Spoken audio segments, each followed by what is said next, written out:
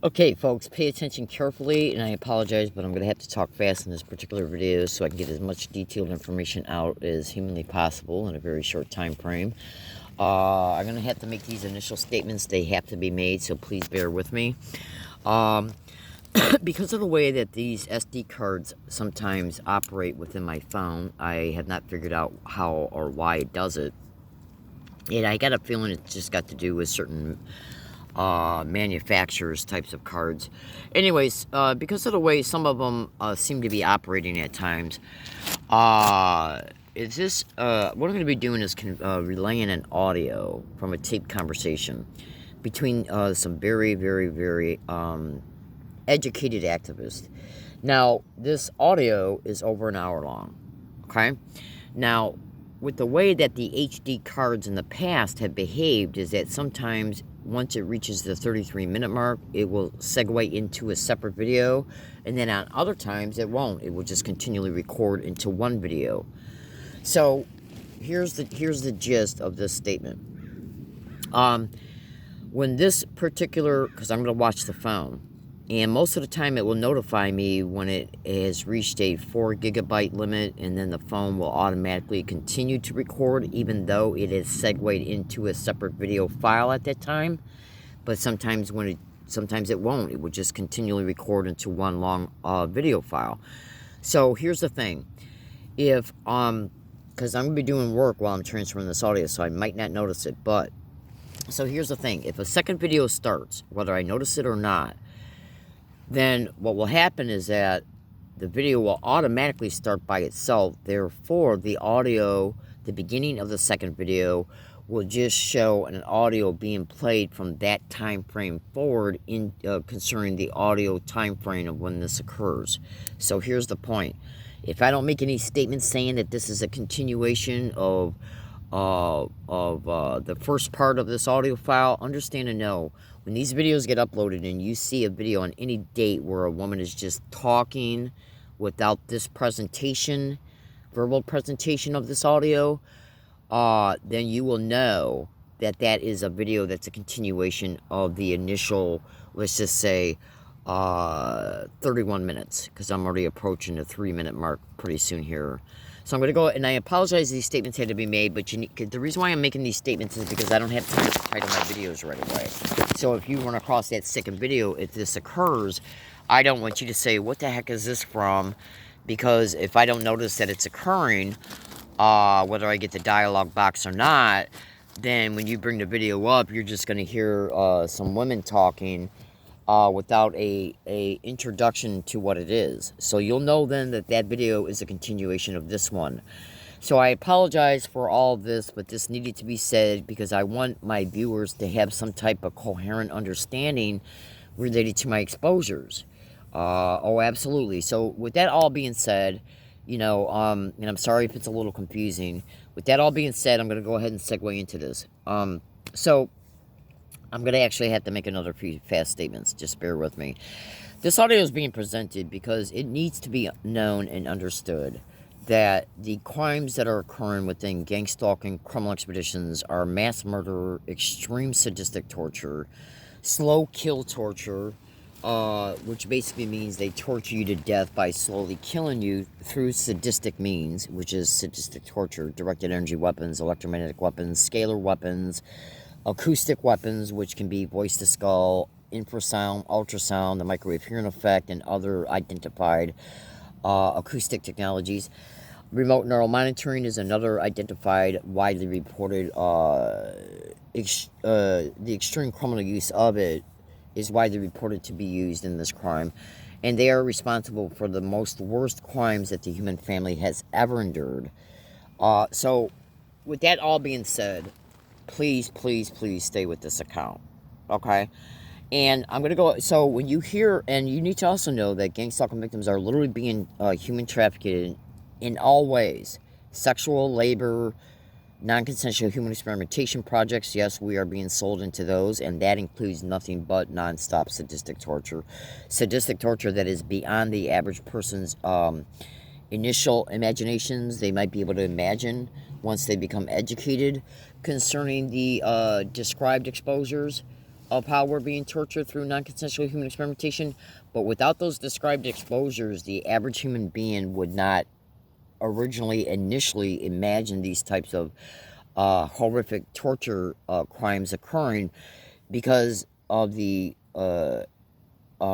types of technologies that are being used and the way they're being used. And I'm not just talking about the directed energy weapons and electromagnetic weapons and the scalar weapons and the acoustic weapons, but I'm also talking about the extreme demonic, sadistic, criminal use of remote neural monitoring related to its features and functions. So with all that being said, and trust me, it needed to be said. Everything I said so far needed to be said. So I'm going to shut my mouth. I'm going to play the audio. So let me turn it down so it doesn't blast you in your ear, because I want to set the speaker of this tape recorder right up next to the phone, and this tape recorder does have full powered batteries in it, so there should be no reason for it to turn itself off by itself. And trust me when I say that statement's being made for a reason. I know you don't understand why or see why it would be made. Just trust me on that. So you need to also listen very carefully about the implants, because the implants are part of the sadistic torture that falls within the realm of some of the ways that the directed energy weapons and scalar weapons are being used, radio telemetry, radar, radio telemetry, directed energy weapons, and the non-consensual human experimentation aspect of it. These people who commit these crimes, most extremely educated victims don't even consider these perpetrators as being human beings anymore, because only a demonic, sadistic animal would do this stuff. Oh, absolutely. So listen carefully. I suggest you get out a notebook, to take notes, so that way you don't have to come back and watch the entire video when you might want to research a specific thing exposed. That way you can just refer back to the notes and do 15 minutes of research when you find that you have a 15-minute window of time available to you. Trust me when I say, if you follow my directions, sweethearts, I literally guarantee you that you will be glad you did. With all that being said, everybody have a good day. Be good to each other. God loves you very much. Listen, research, and you will discover the truth of this exposure. And this exposure is truth. Absolutely. So listen carefully, and I apologize if maybe a little bit you might hear some background noise. I can't avoid that because I got stuff I got to do. Oh, absolutely. And the majority of things that I do during the day is dedicated to surviving this crime, including it occurring in real time. Okay? So bear with me, and hold on one more second. Let me see something here. Okay. All right. So here we go. So mark what time this video is starting. Mark what time this audio is starting in this video, because when it reaches the 33-minute and 9-second mark, that's when it will usually segue into a second separate video. If I don't see that occurring, I'm not going to be able to verbally introduce the fact that a second video is started, and that video, the beginning of it, is a continuation of where the audio file's at in real time at that time. Okay, so remember what I said already in this video concerning that. All right, you ready? Here we go, sweethearts. Oh, let me turn it up just a little bit more. Okay, so, alright, I gotta situate this so I can do it without it being worried about it being knocked out of place. Bear with me just 2 more seconds. Okay, here we go. And around the world, are subject of rape, sexual assault, and sex trafficking.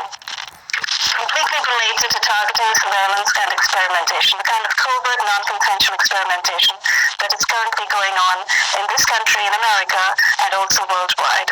So very briefly, let me introduce our panelists.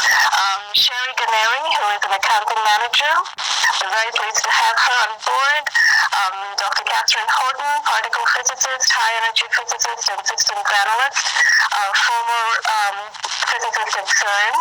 And Dr. Millicent Black, pastor and domestic and family violence expert and researcher. And they're all here to testify today to the actuality of sexual assault, sex trafficking as part of the targeting and surveillance programs that are being run in the USA by the Department of Homeland Security, by the National Security Agency, by the Central Intelligence Agency, by the Federal Bureau of Investigation, and by local law enforcement. And in other countries, by other intelligence agencies that perhaps Dr. Horton can spell out for us. Do you want to pick up from there, Catherine, and talk a little bit about who is involved in some of the surveillance and targeting, and who, therefore, we are here to address? Oh, I shouldn't forget the military. Let's not forget those generals. Absolutely. I think you gave a very good summary, and the situation here in Europe is, I would say, identical to that in the US. We have exactly the same agencies involved. We know for a fact that, this is also a lot of military technology, so the military is involved. The intelligence agencies are mostly running it. They are the interface between the harassment stalking networks and the military equipment that's being used. And just like in the US, the police and the judiciary know about this, and certainly the police is involved to a very large extent in the intimidation, the fraudulent sectioning of victims that dare to come forward, and so on and so on. And of course, the medical industry is involved as well. Okay, folks, I apologize for this really brief interruption, because you want to understand something. The sectioning term that you just used concerning the police, and trust me, the police are involved in this crime in many more ways concerning what's reported about them, massively reported about them. The term sectioning that you just used, that means when a gang stalking victim, in part, means when a gang stalking victim, through ignorance or through neural influencing, through neural weaponry, research that term to gang stalking, voice to skull with voice morphing. Whether the trauma, the torture, the neural weaponry, or a gang stalking victim's ignorance of not knowing yet not to run to the police, especially when it comes to the weapons that are widely reported by tens and tens of thousands of people online daily, each and every day, no matter what date you watch this video on, no matter what date you watch it on. You need to understand something. Victims of this crime can be easily duped through the just aforementioned statements to run to the police, including just concerning the community-based gang stalking. And then so when you research the police and how the police are intentionally, criminally putting gang stalking victims in psychiatric wards, well, that's done for future racketeering schemes, illegal probate control schemes, and to discredit the victim. Okay? Because, folks, there's so much craziness going on in this world. All you got to do is label somebody as being mentally ill or a threat to themselves or others, and then how easily is it to then discredit that person on any and all dates during anything that the victim is factually going through either neural weaponry, direct energy weapons attacks, and or the combination of with community-based gang stalking crimes. This crime knows what it's doing. It's a tradecraft. So it knew what it was going to do from the second that it started its perpetration against one person. It's a program. It's a construct. It's a constructed program that then implements and forces and affects itself upon the human being and their neurological and biological systems, combined with, which is psychotronics in concerning an umbrella term. And then what it does is that it forces and it affects this technology and the program itself, which includes the community-based gang stalking, upon the victim and the victim's life, so that the victim can be set up to be exploited in one or more ways. One victim can be picked for up to 30 different crime motivations. So sectioning a victim, means sectioning the victim into a psychiatric ward, okay? Whether it be at a medical center, a hospital, whether it be through the courts, whether it be using the courts for it, or whether it be where the court will order the victim to see a psychiatrist. And you got to remember, a lot of psychiatrists and psychologists that will take certain insurances of a victim are widely reported, are any state, county, and local, and maybe even federal health insurance companies. You got to remember, when you go to see a doctor, whether it's court-ordered or not, you got to remember, does that doctor take your health insurance? So now this is getting off into too much here, but so I'm going to close this statement down by saying that there's a lot of organized crime. Organized crime is saturated and infested within the medical and mental health industry.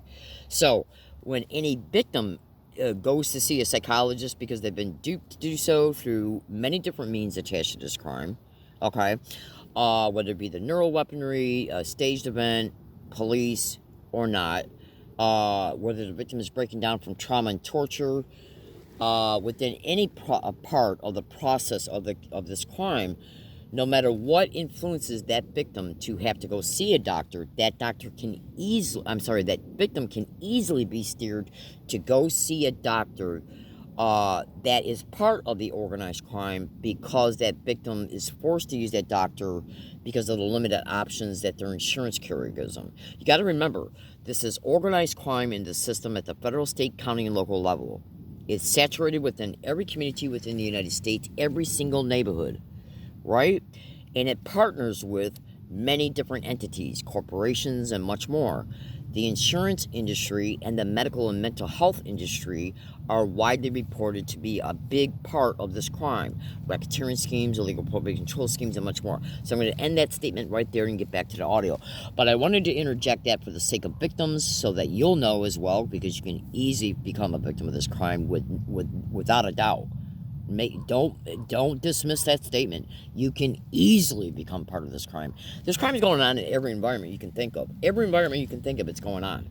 Okay? I'd say it's going on in at least 92% at least of all environments that you see when you go out and about in your community. No exaggeration. Okay? So, if you walk into an environment where you got organized crime syndicated maggots, okay, then you can easily catch the eye of one of them and be followed and then be identified and then be put in this program covertly. So you need to watch your back. You need to become educated. This crime is happening to children, men, women, teenagers, kids, everything. So I apologize for all that. Let me go ahead and that's going to be the last interruption. So pretty much any branch that can somehow benefit from people's bodies is involved, and to me it very much seems like one. I'm gonna rewind it so you can kind of get a better understanding of where I left off at, so you can immediately be reminded about where it was left off at before I made that interjection, because I want your mind to follow this sequentially. Human trafficking, and any branch the name of the very large involved, the intelligence agencies are mostly running it. They are the interface between the harassment stalking networks and the military equipment that's being used. And just like in the US, the police and the judiciary know about this, and certainly the police is involved to a very large extent in the intimidation, the fraudulent sectioning of victims that dare to come forward, and so on and so on. And of course, the medical industry is involved as well. So pretty much any branch that can somehow benefit from people's bodies is involved. And to me, it very much seems like one huge human trafficking operation that's being run here by an incredibly vast internationally networked criminal cartel that has worked itself into exactly the organizations of law enforcement and intelligence that you've listed. And I think this is what makes it so dangerous, is that we're now dealing with criminal activity that is completely out of control, that is not being policed and not being investigated simply because it's being run out of the law enforcement agencies. And in the US, as you know, the way it all happens is people are being watchlisted or blacklisted. So in this way, people are being targeted, and these are actually people in communities who stand out in some way, as we figured out through various conversations, both on my own show and also on the Techno Crime Fighters Forum podcast. People who are being targeted today are people who stand out. They are usually activists, they're community-minded, they're civic-minded, they're people of integrity, they're people who are outspoken. And these are the people who are being targeted. So the question becomes, who is targeting them? And the answer is exactly as you've given it. It's these people who are really criminals, who are situated, who are ensconced inside our law enforcement agencies, who are ensconced inside our FBI and CIA and NSA and all these other intelligence agencies. They are not targeting criminals, they are not targeting terrorists, they are not targeting spies. They are targeting outstanding people, people of great integrity, people of courage, people of activism, people of morality and conscience in communities. So there's one huge crime right there, the first crime, which is targeting non-criminals, targeting innocent people. And then after that comes the next step, which, as we know, is actually trafficking. People under surveillance in the USA, according to the bogus laws that are currently written into the NDAA, into the military directives, and into intelligence directives, can apparently be experimented on. Which really tells you the shape of the so-called democracy in the USA today. It's not a democracy when people can be surveilled and experimented on. I thought we were past Nuremberg, we were past Tuskegee, but oh no, we're right there. You see? So because people can be experimented on, now you have a case of people's names being submitted for use in defense contracts, in medical contracts, possibly with the NIH, possibly with the NSF, possibly with the Department of Energy. So all of the people who are first watchlisted, wrongfully watchlisted, and put under surveillance are then put into these programs where literally their names and their bodies are being sold into huge multi-million-dollar weapons testing contracts with the Department of Defense, with the U.S. Air Force, with the U.S. Navy, with the Marine Corps, and with the Central Intelligence Agency. And there, of course, we're getting into some really dark stuff because the CIA works with classified contracts, with black projects. And, that opens up the whole area of neuroexperimentation, which, all four of us are really familiar with and can address. So, actually, perhaps one of the things we should talk about is just that act of human trafficking and what each of you thinks about that and what your own experience and understanding of that has been in your own particular sphere. I guess I'll pick up from there, Amol, if I may. Thank you. I do feel very strongly that this is a sense of long-term torture. This element of torture and trafficking and mobbing is not just done by one man. It's done by an element and layer of groups. For which they're either hitting illegal implantation or they're hitting elements of your nervous system or your neuro area or different kind of meridians in the body to have an outcome and an effect. All of us in this panel today have had discussions, and I will say it very openly, about having shots to a rectal, vaginal, abdominal, breast area, to the point where it actually causes extreme pain. It causes agitation, evacuation of our bowels when we're not naturally ready to process that. I think that is an element and a choice of an individual to participate in torture and human trafficking, because none of us here on this panel would make that observation and choice with one another. But I also wanted to point out and share today that visually we actually have seen in history an element of always the use and identification of the woman's body. So we know, if I may, share my screen for a moment, bring up an image, which actually doesn't like me to show it on my computer, and as you see, it just dropped out, so give me a moment, I will open it again from my computer. Alright, I gotta stop it just one more second. This is gonna take just a 8-second exposure here. Go to Google and type in at Google the bioeffects of psychotronics images, and then that way you can see the image she's referring to right now. Computer. Here we go. So this is actually a 1974 diagram by Mr. Dr. Joseph Sharp. It actually is once again using the female anatomy, the female outline on how to target areas. And it's very specific to how you can hit your groins area, your breast area, cause, different elements of effects of body systems and fluids, and also attacking the hearing. So that is something we are all born before 1974 on this panel.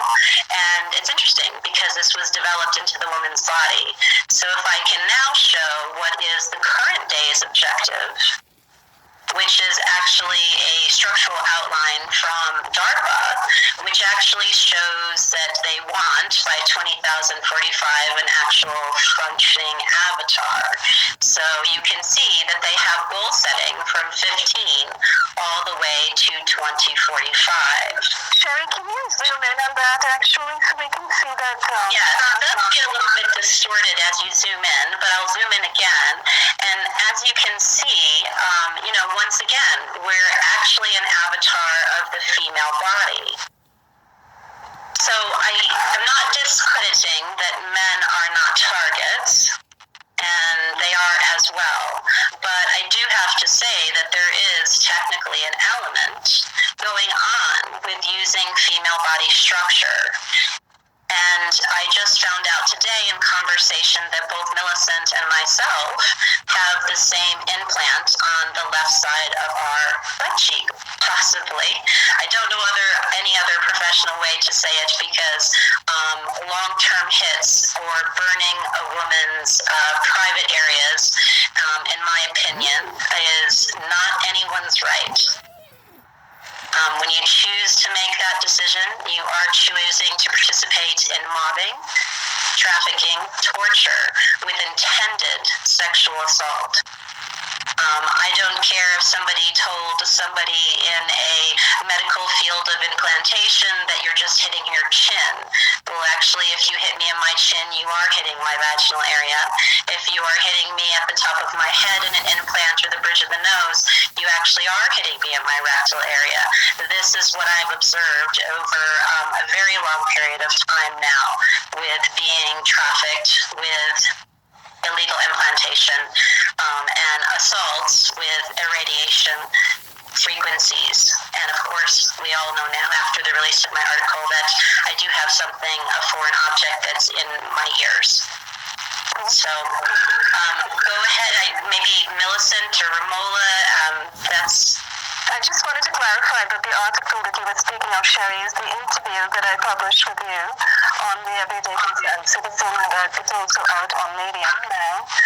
It was published on August 21, the day of the solar eclipse, during the solar eclipse, which may or may not be true. I don't really know the real story about the solar eclipse, but it seems like a very momentous moment to be publishing that article. But in any case, that article, that's the whole story of the targeting. I'm sorry, Catherine? I would love to interject, because you know what, I didn't realize that it was published on the day of the solar eclipse. And you know how one of the things we know from our research is that our attackers just love the symbolism, and the kind of like power that they think that they derive from it. I think we should do the same thing, and we should say, that's the moment where things will start getting dark for you guys. Oh yes, absolutely. I published it with full intention that this was the beginning of the eclipse. That's just a break in the video. Of their power, their criminality from the face of the earth. Very good. Romola, I would like to also add, or speak to the issue of human trafficking and what it has meant to me in these last 14 years since high-tech torture started. Actually, 21 years ago, someone had told me,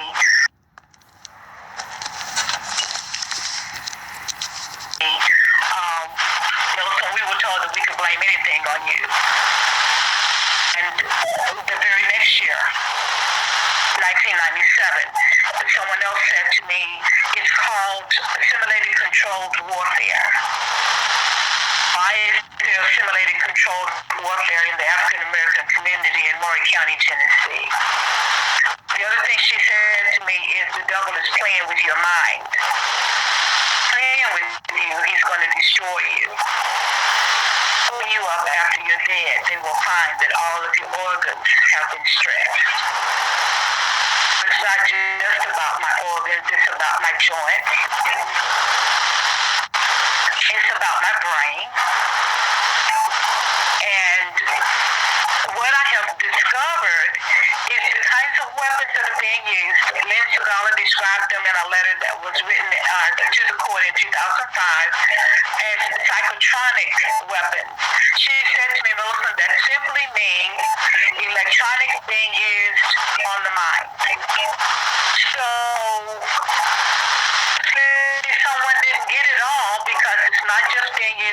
mind, but it's being used for very specific parts of our bodies. And it's my understanding that various police departments from the surrounding counties, and I live in a region is 13 counties that surround us, mostly all considered rural, coming into one specific location, possibly Columbia State Community College, possibly one of the police, and watching each other. I mean, maybe pass a joystick around to direct energy to me, to send a subliminal message to me, or perhaps watching the person who I believe set me up for this, who indeed in 2004 drove me in his vehicle, looked at me and said electronic slavery. I was his slave, and perhaps he was doing the instructing of law enforcement of what could be done to a human body. In 2010, I actually had a police officer say to me, but I thought it was an experiment. I've never agreed to be so cruelly mistreated. In 2008, when I called the terrorism division of the FBI, he did say to me, did you agree? And I said no. Well, we know the ships are on. So then the implication was that I was being roboticized by the use of implants in my body. And that they were being, or had been placed in my organs, possibly, or in and around my organs. And for certain, the expectation was that they would be used to possibly walk me into situations whereby I could be accused falsely of things that I did not do. That's trafficking to me. Gather around a computer and let one man show them what all he can do to me, what all he can make me do, where the number of places he can make me go. And I mean, I've gone to some interesting places. One of them was Food Lion, a grocery store. Just, thought I was making a decision to get up and go to the grocery store. When I get there, this person has his vehicle across the entranceway to that grocery store, and he was literally standing outside of it, jumping up and down in front of his vehicle, waving his arms, and he was wearing orange and black.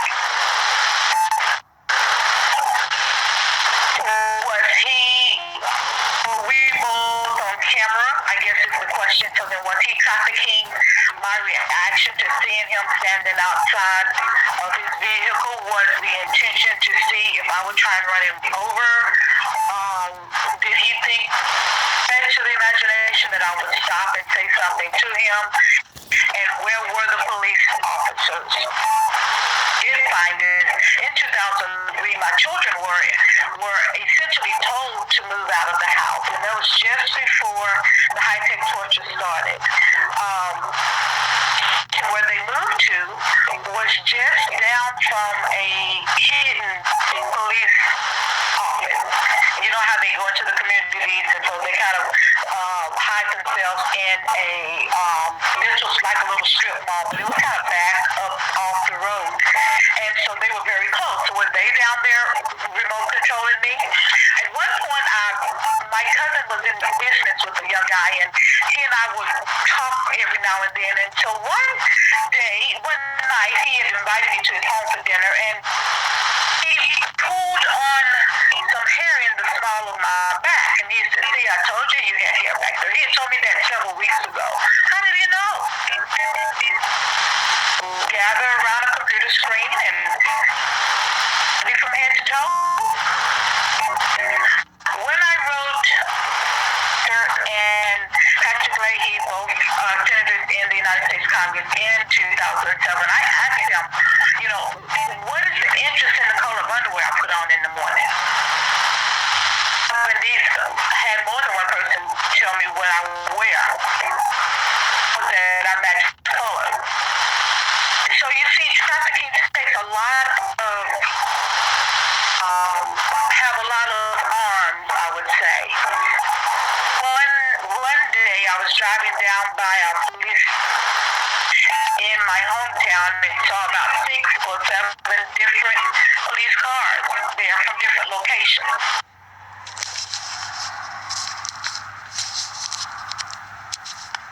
So then was he trafficking?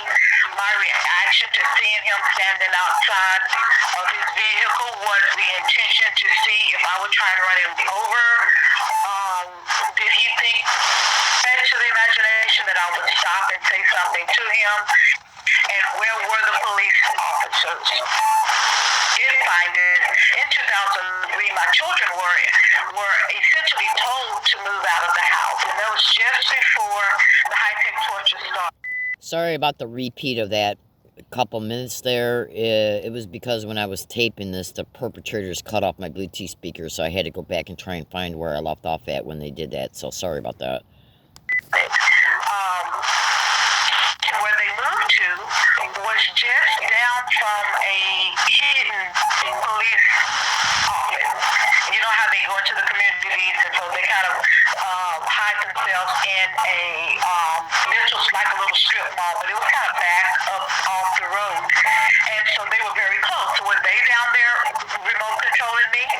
At one point, my cousin was in business with a young guy, and he and I would talk every now and then until one night, he had invited me to his home for dinner, and he pulled on some hair in the small of my back, and he said, "See, I told you you had hair back there." He had told me that several weeks ago. How did he know? Gather around a computer screen and be from head to toe. When I wrote and Patrick Leahy, both senators in the United States Congress in 2007, I asked him, what is the interest in the color of underwear I put on in the morning? And these had more than one person tell me what I wear, that I match color. So you see, trafficking takes a lot of, have a lot of arms, I would say. One day I was driving down by a police in my hometown and saw about 6 or 7 different police cars there from different locations. I was talking to 2 other TIs on the phone, and I said, "Y'all, this doesn't feel right." So I started taking pictures, and I did take pictures of those police cars. That just turned out to be the day that something else significant happened in my life. Were they there to see what my reaction would be when the other events occurred? Trafficking through many different spaces. There was yet another time that this person came in 2004, and he called me and told me to put shoes on and come drive with him to look at a house. I was suspicious about that, but one of the things that my therapist said to me is, "Do you realize you always obey them?" I realized that, but I do know that I never trusted him when I saw it. To a subdivision where I went in, I wanted to stay outside, and he insisted that I come inside with them.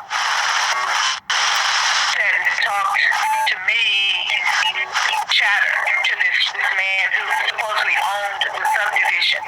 Well, obviously then by the time I sat down, and they just talked about nothing and never looked at a house, I thought. So it feels like he was taking me to this man to look me over. But you see, I never know. There was another time, a Saturday morning at 7 o'clock, I was awakened. When I was awakened, this guy was talking to me and him in my mind's eye. He told me to get up and put my address on, drive out to his neighborhood. Why could I not think through that I didn't want to do that, or that I should not do that? But again, I'm going to make one more interjection here. Trust me, these things need to be done.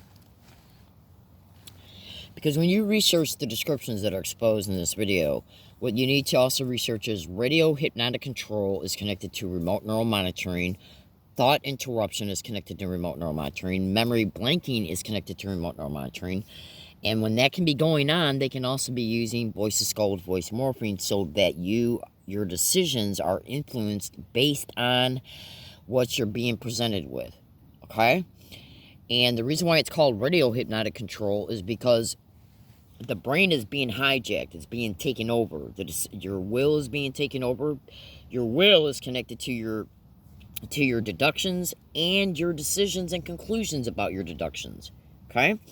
So if your decisions can be overridden, if they can then be influenced because of voice to skull with voice morphin, if your thoughts can be interrupted and stopped so that the influencing is the only thing that's processed, this being done through radio signals intelligence, then you got radio hypnotic control, because the brain is literally being hijacked.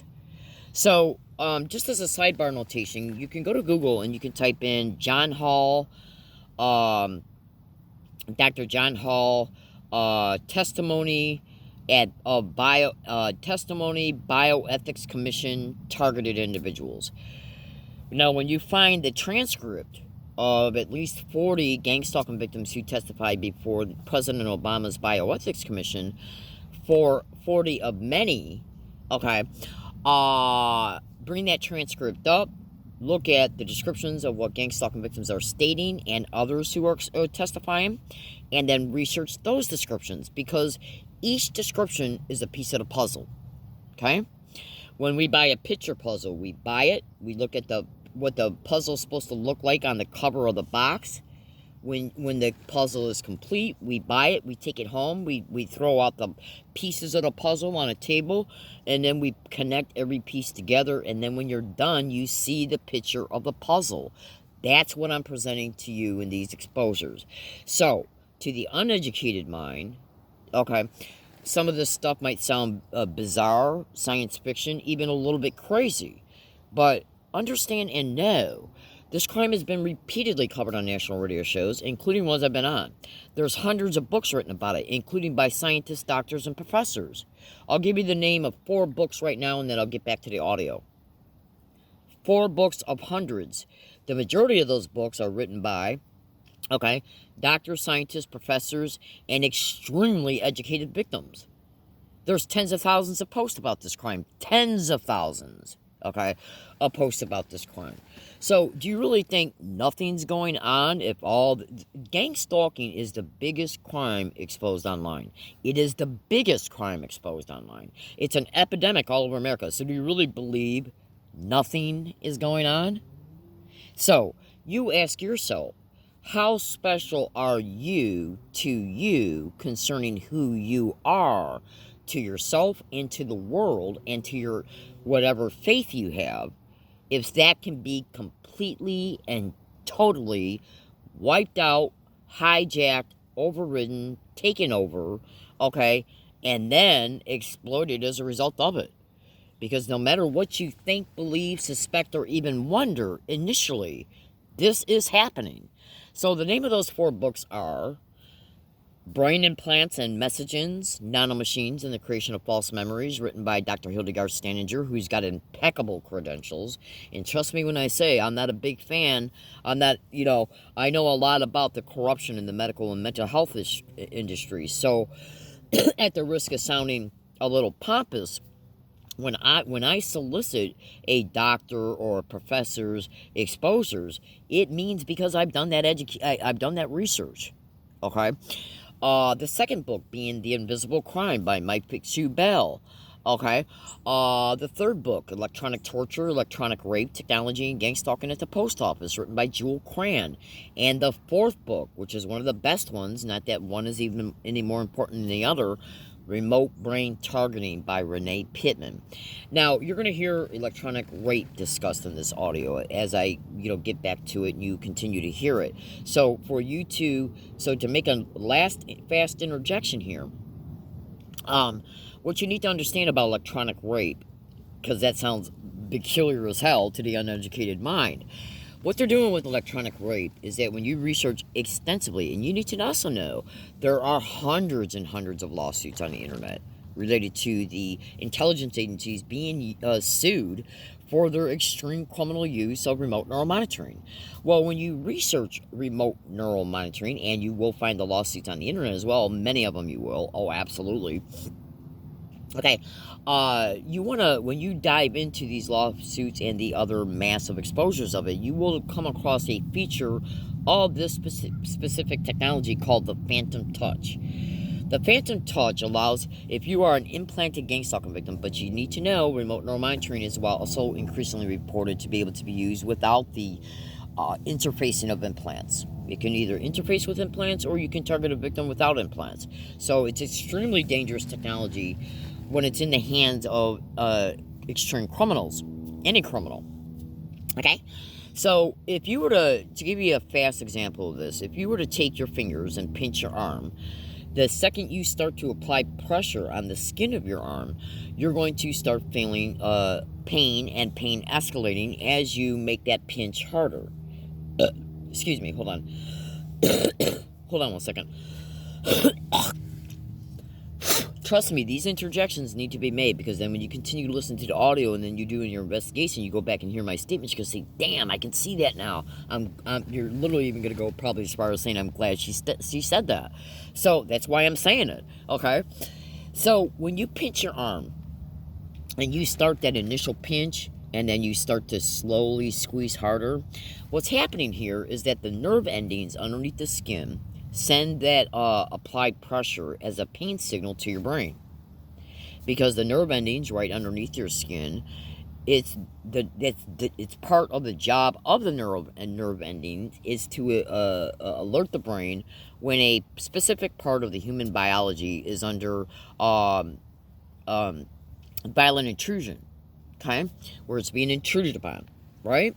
So therefore, then, if you were to take and pinch yourself anywhere on your body, except for maybe the toenails, you would, and the hair, you would feel pain. And as that applied pressure became greater, you would feel more escalated pain because of this type of mechanism within our biological systems. Therefore, understand and know that, and right now I'm going to refer it to concerning victims who have implants. Listen to how sick these psychotic, demonic, psychopaths are. They're literally putting implants. Some victims have got 200 or more implants in them. No exaggeration. And those implants can also be nanotech. A wide variety of different implants as well. So imagine just for this particular exposure, if you put an implant in the penis of a male of any age, okay, in the vagina of a female, in the rectum of a male or female, they can be things like stimulated responsive implants. Now, these implants can receive radio telemetry directed energy, which means that directed energy is being sent through the radio signal that interfaces with where the implant's at. So that means a specific amount of energy is being sent on the radio signal. Directed energy radio signal, okay, torture, pretty much. Radio telemetry, radio signal, directed energy weapons. Google the hell out of my statements, baby cakes, and I mean Google the hell out of it, okay? Excuse me, hold on one second. I can't control a cough, so bear with me. So if you put a thing like a stimulated responsive implant into the major areas, and you should also know this, check this out, believe it or not, there's literally even mechanisms within the ear that is dedicated to sexual arousal and sexual pleasure. Most human beings don't know that. I didn't know it at all until a few years back. Oh, absolutely. And this matters because a lot of gang stalking victims are having their ears intruded upon in one or more ways. Ear implants, cochlear implants, nano audio implants, and much more. Now, getting back to, if you put a stimulated responsive implant in a man's penis, men of any age, males of any age, and then you send that implant has got a radio signal attached to it. So if you put that radio signal implant in the areas of the penis or testicular system that is responsible for arousal, and then you send it a measured amount of energy to it, it's going to stimulate that part of the biology that's and its specific functions. Why are men complaining about forced erections? Why are women complaining about forced vagina stimulation and orgasms? Research the hell out of my statements to remote neural monitoring and gang stalking. Therefore, and then the way that they can specifically apply pressure to it can literally make you feel like you're being touched, which is why it's called the phantom touch. Because if you ever seen those old 1940s and 50s and maybe even some of the 60s sci-fi movies, horror movies, the phantom ghost, a phantom ghost is something that's there but you can't see it, right? Well, there's a feature within remote neural monitoring called the phantom touch, where they're touching you from a distance, but you can't see who's doing it because it's being done remotely through radio. In this particular exposure, related to implants that are put in the rectum, the vaginas of women, the rectum and penises and testicular systems of men. And men are just as important as women in my exposures. Absolutely, they're no less important, but you need to know that at least 70% of all victims are women. There's a huge element, a huge massive element of sexual human trafficking connected to this crime and extreme sadistic voyeurism. And that's done through remote neural monitoring and through radio telemetry, which can also include the the implants. So I wanted to interject this. So and I'm sorry if this sounds graphic, and I'm sorry I had to interrupt again, but I think it's important that when you hear certain descriptions, you get this additional information so that as you continue to listen, then you start your research, and then you start to become educated. The mind will interlock the data together, and then because of this additional information, you're going to be able to incorporate it within that synthesized knowledge. Therefore, you'll come up with a more holistic understanding and a better pictorial conclusion. Because if we don't see what's happening, how are we going to know what's happening? Then through our continued research, how are we going to be able to discern and distinguish materials that we come across so that we can understand those?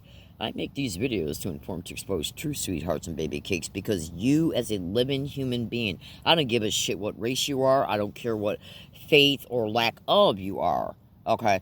You have a right to know. You as a living being have a right to know these technologies exist and what's happening concerning them, because anyone of any age, from an infant to a senior citizen, okay, these wild, vile animals are targeting.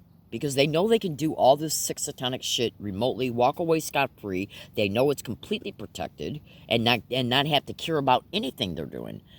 And as an interjection, because you're going to hear this as well, all these things need to be said, so just bear with me.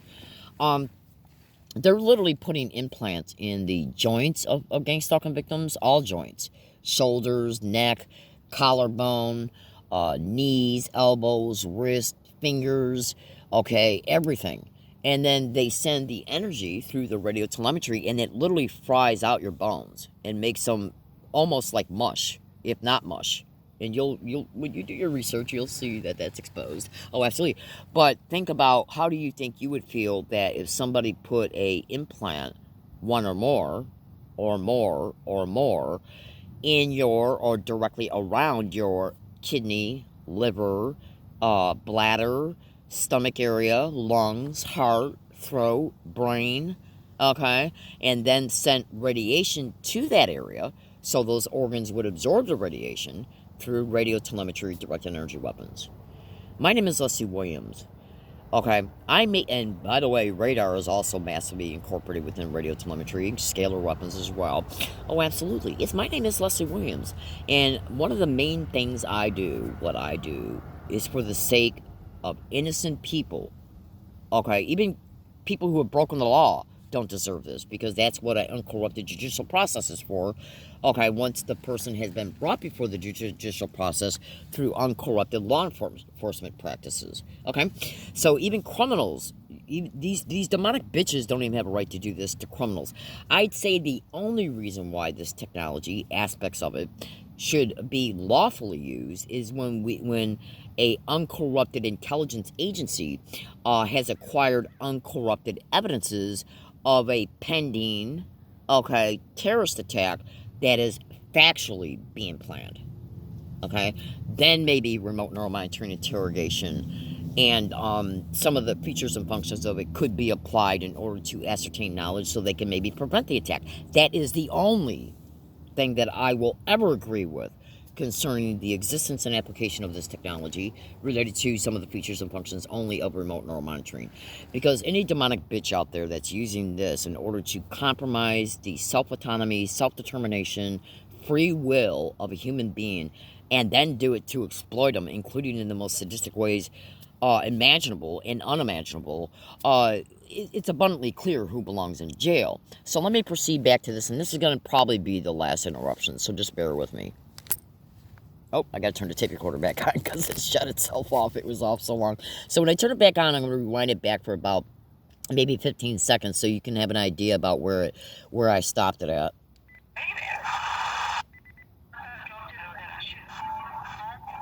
Oh, and by the way, anytime you hear any voice distortions from this audio, you need to know that the perpetrators, when victims are given testimony online, the perpetrators will mess around with the people who are doing the exposing.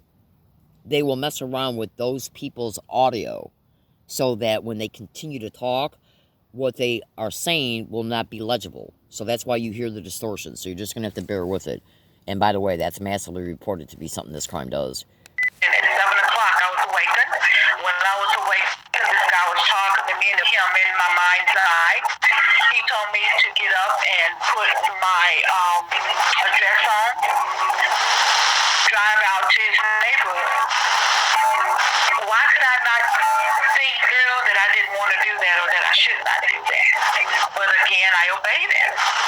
Once I drove to his neighborhood, there was a white SUV sitting on the bridge that crossed over into the next community or the next neighborhood, and this tall African-American male was standing beside it on the bridge like he was waiting for me. To have gotten trafficked in another way. But you see, I've named to you several different that trafficking is happening. It has happened to me. There are lots of people right now in this area who are not happy with me speaking out because most people have been brainwashed to say nothing. In fact, I was told specifically that they were told not to write anything down.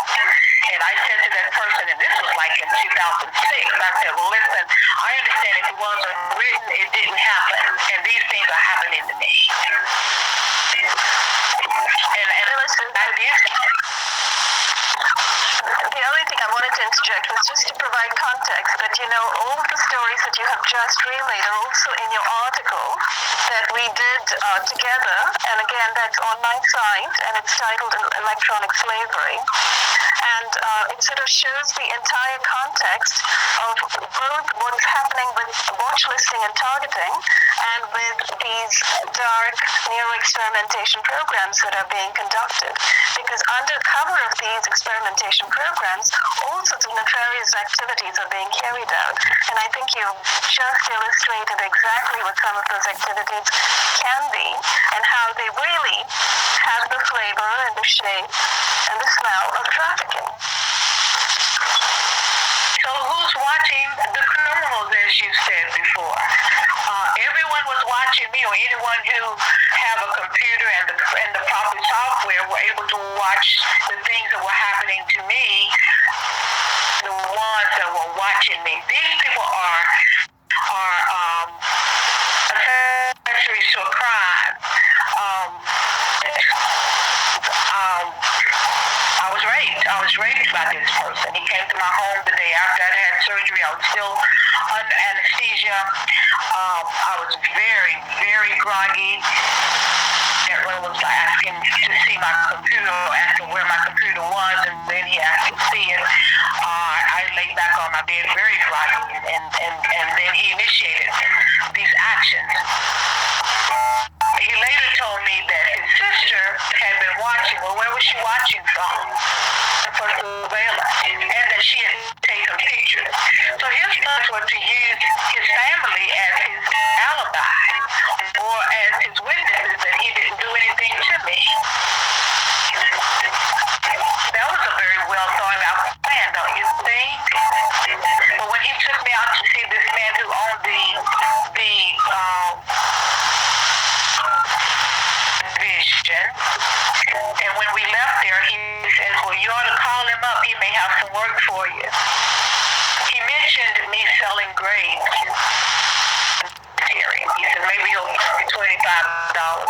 rape? What if he was really taking me, and what if he would have asked for something else? You never know. I never know. But what I do know is that person is extremely dangerous. He does declare that he hates women and girls. Indeed, mention that there are to start some sort of human trafficking ring here if it has not already started. The thing that is, as you said, so nefarious about it is the fact that he could already have young women in a human trafficking. They not even know it. And we're talking about a man who's actually gotten hold of one of these $1 million contracts, $3 million contracts from some department of the Department of Defense, right? Whether it's DoD per se or the U.S. Air Force, we're not entirely certain. But possibly the Air Force, because he's an ex-Air Force veteran, right? And he's gotten access to a satellite. And there's a connection between satellites and implants, because there are, again, looking at NASA documents, looking at military research contracts. There's all sorts of implantable telemetry, wireless body area network contracts, which again, also involve the medical industry that are active. That diagram that I sent to you that shows that in 1998, the Air Force Research Laboratory is called Articulate Total Body Model, and it shows yet another female's body, and all of the locations of that body is sectioned off and has a number, whereby satellite can be used for tracking and assault. Yeah. On your screen to share it. Do you have it on your screen? You an email. Yes, I was looking for it earlier and I couldn't quite locate that particular graphic, Millicent. So if anybody else has it right now, we can share it. If not, we can put a link below the video to it, and I can do that. I sent it to all of you, so one of you should have it. You seen an email from me? Sorry, I'm actually on the computer where I only have access to the other account. But one of the things that I think is really important to realize, and this is something that Dr. John Hall said. He said that 70 to 80% of the victims of the military and the intelligence agencies are actually women. So at that point, it shows the trend. It shows their prime target. We have a military and intelligence complex whose all the technology that they are producing and all their major focus is not towards those people who would be major actors in the war as in male soldiers. Their major focus, we can now show to be women and girls. I mean, that is not a military. It is not an intelligence agency. What this is a human and sex trafficking ring.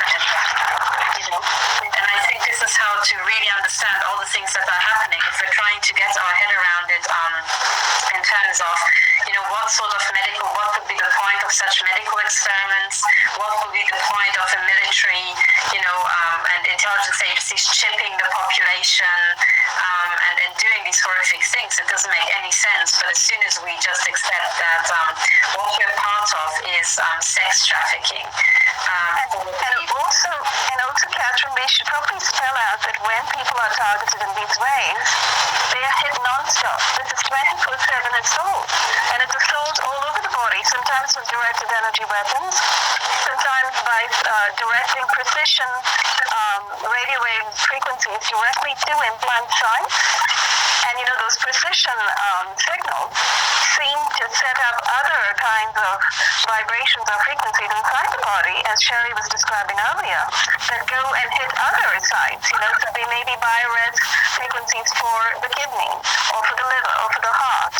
So literally, these could be weapons testing contracts that are running these targeting operations, but they're being run like sadistic, brutal, degrading, amoral, reprehensible programs of complete and continuous 24/7 assault of the human body, both women and men. Yeah, I think so. And one of the things that I think all of us notice is that these people know exactly what they're doing. They know exactly how it's set up. Our bodies seem to be not just implanted, the implants also seem to be interconnected with wiring and self-growing. And when they set up a system like that, they know exactly what they're doing. And when they're triggering us, again, they know exactly what the affects us. So I would say they're way past, after 40 or 50 years of the stuff going on, they're so past on needing any more research. I think the actual purpose of it is something else entirely. I think the overall purpose of it is sex trafficking, but during the sex trafficking, also training up the next generation of torturers and sadistic assault personnel that will be then let loose on the population. And one of the things that I can just see, I think Millicent, can you just hit the microphone mute, because I think yours is used to echo me back to my phone. I'm trying to get to it. Let's see. Find that picture so that I could share it and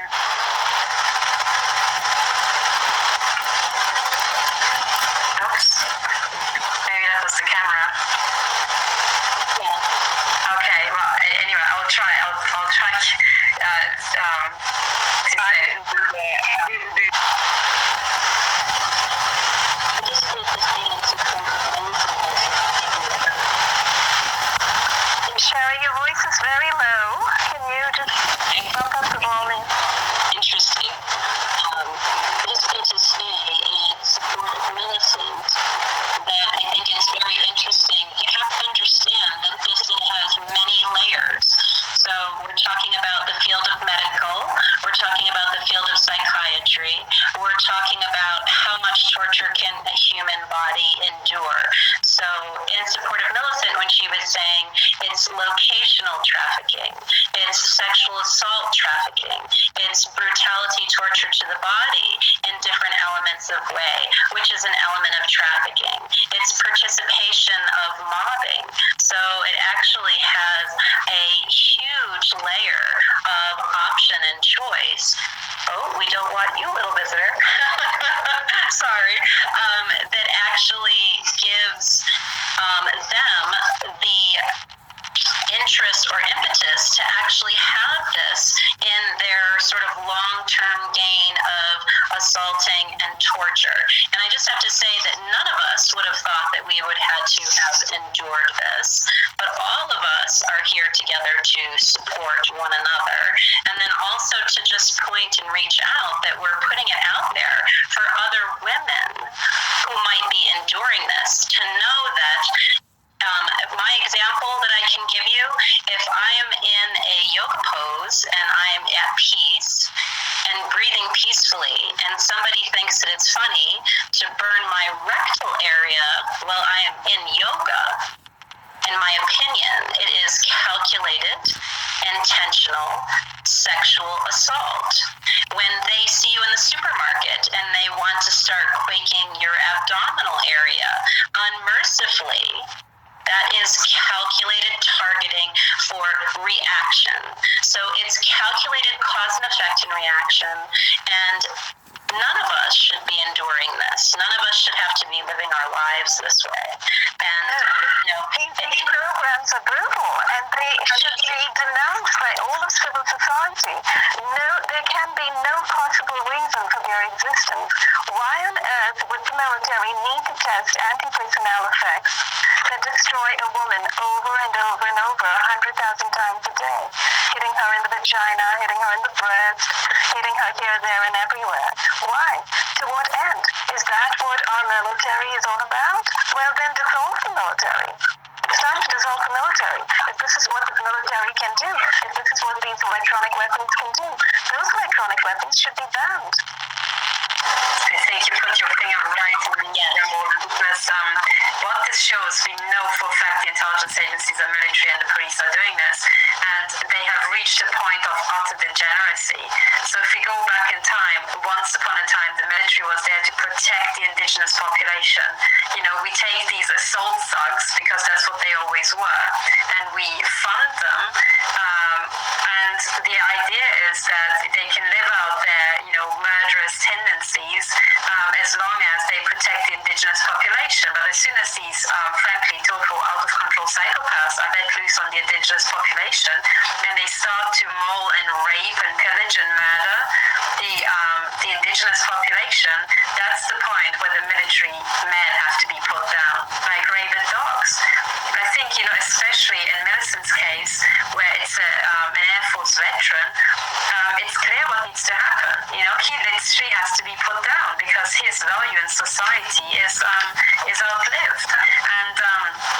And in all of our cases, retired military are involved, and I think this is a very, very important point. I mean, I see this over and over. It's retired police, retired intelligence agency, retired military, all these people, they crop up left, right, and center. And I think what we're seeing is that they come from a culture where they could just live out all of their impulses. And now they have these extra fancy weapons. They have, for much bigger business plans, they have been given full reign, and they are running amok amongst the population. We don't even have to ask if this is, valid or not, or if this is legal. I don't care what sort of CIA directives these degenerates have created. It's nonsense. They wrote down on a piece of paper. It has no value.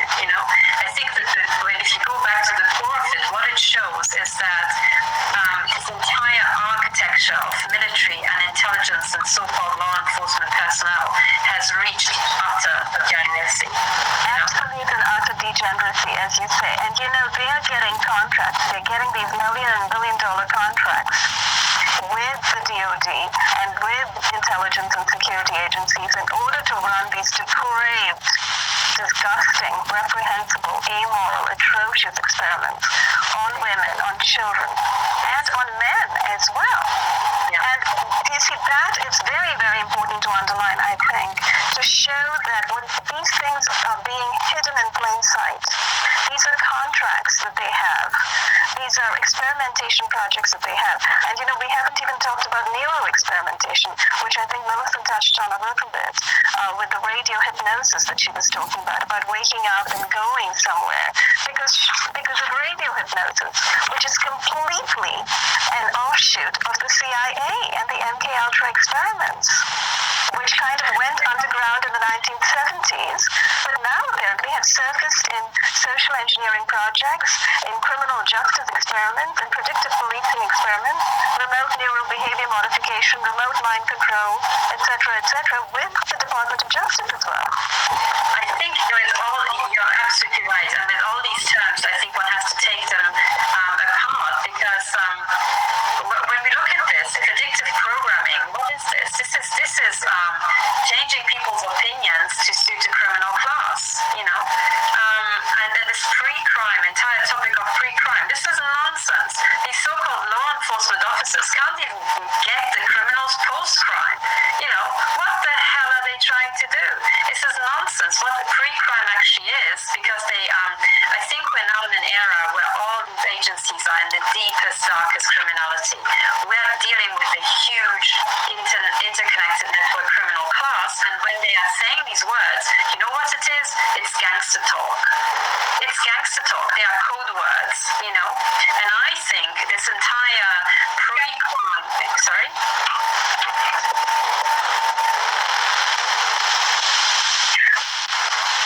A domestic violence agency in Ohio, that because so many military veterans work it, that's why it's so difficult to get they're very slow to investigate each other.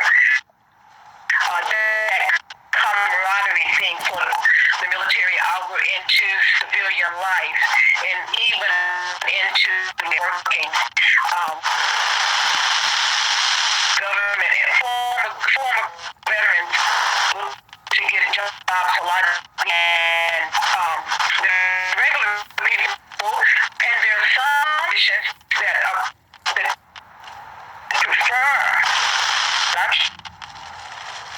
sure like what fit that description. To you all, I feel like I can share that I was talking about earlier, and I want to just share with you all. I share a little Now remember, these types of interruptions you're hearing right now are the perpetrators intentionally invading these women's account as they're given this conference podcast and messing around with the audio so that the current specific exposure cannot be auditorily legible.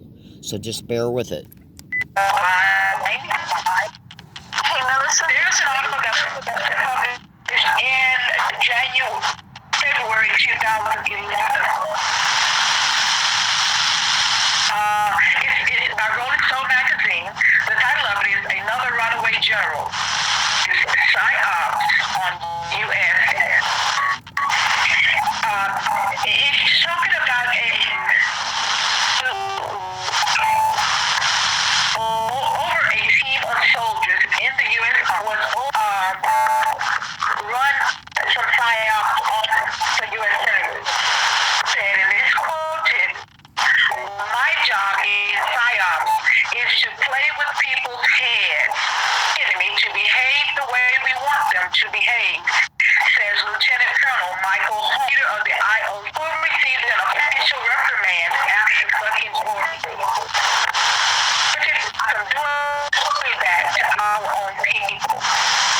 I'm doing that to our own people. By the way, you should know, and you'll eventually conclude it yourself if you do the investigative research, that because of many other podcasts that came from this channel, which is, by the way, currently not existing, I can't get into many more statements for security and strategic purposes. So you're just gonna have to trust me on that. You need to know that including in these other podcasts, remote neural monitoring, subvocal speech monitoring and deciphering affords these, concerning what's massively reported, affords these extreme criminals to be able to discern. And this has even been exposed on national radio shows, including by ex-CIA scientist Dr. Robert Duncan, who helped develop some of this technology. He was even on the show The Brain Invaders with Jesse Ventura back in 2013. Aspects of that show is still on YouTube and Google. Oh, absolutely. Check this out. So, with that type of monitoring and deciphering, subvocal speech, remote neural monitoring, that allows the perpetrators, concerning what's massively reported about it, it allows the perpetrators to distinguish what the victim is processing between at least the unconscious, subconscious, preconscious layers of the brain before the complete thought is distinguished by the conscious layer. Therefore, by the victim. Okay, they're concerning the victim being able to distinguish what their complete thought is by the time it reaches their See, when a thought is formed in the human mind, it's usually born within the unconscious layer and subconscious layer, and as it processes, it then goes through these two layers and then approaches the preconscious layer, which is where you start to become linguistically, through language, aware of. So in other words, when you think to yourself, say if you're at a shopping mall and it's like 1:30 p.m. and you start to say to yourself, your brain is not, your limbic system is starting to tell you that you're hungry, okay? Because the limbic system is dedicated to hunger and cravings. And so what will happen is that the limbic system will nudge the neurological process to evaluate what you're craving for. And so when you're going through this subliminal evaluation, do I want Mexican food? Do I want Chinese food? Do I want whatever, Italian? The brain will start formulating these evaluations done through the reviewing of what your craving is nudging your appetite to crave for. Okay, so when you're going through these little subliminal deliberations, it's because the limbic system is nudging these things to get excited, and it's stimulating them, and then the brain will start, through language, deliberating at the unconscious to the subconscious layer. And then as it starts to become more attractive to one out of these types of Mexican food, Chinese food, Italian food options, it will start to process the option that it appears to be more appealing at that particular time. And so therefore it will start applying more specific language to that particular perceived attractable option from the subconscious to the preconscious layer. And that's where you will start noticing your language evaluation. You'll notice your language evaluation in the whole entire review. But you will literally start, the brain will nudge you to pay more internal verbal language evaluation, that you're more attracted to Italian food at that particular moment in time. And so then you start to become more aware of that particular current favorable option selection, because your brain is already jostling back and forth what the options are at the subconscious and unconscious layer, and it has chosen one. Okay? Because when this craving started, the brain had already had an idea that Italian would probably be the one that you would pick. It's the way that brain operates. It does a lot of ping-ponging and jostling. Now, the reason why this is important is because remote neural monitoring is already evaluating, okay, these types of mental processes at the subconscious and unconscious layer through the speed of light. Okay? So, the brain processes information at the microsecond. But, so, it's already seeing what your subvocal speech processing evaluations are before it even reaches the preconscious and conscious layer. That's how they're able to determine concerning what's reported, is how they're able to distinguish what you're processing before you speak it. So if they are able to determine that you're going to process something and then speak it, and they don't want you to, they'll start fucking around with your audio. Okay? Oh, absolutely, baby cakes. I've done some videos on this, and so have many other people. So, one thing that needs to be understood about these, and by the way, subvocal speech monitoring and deciphering connected to remote neural monitoring is an extremely, extremely dangerous crime. It's an extremely dangerous crime and aspect of this crime, and it's criminal use of remote neural monitoring, because it affords the demonic rats to know what your plans are for the day.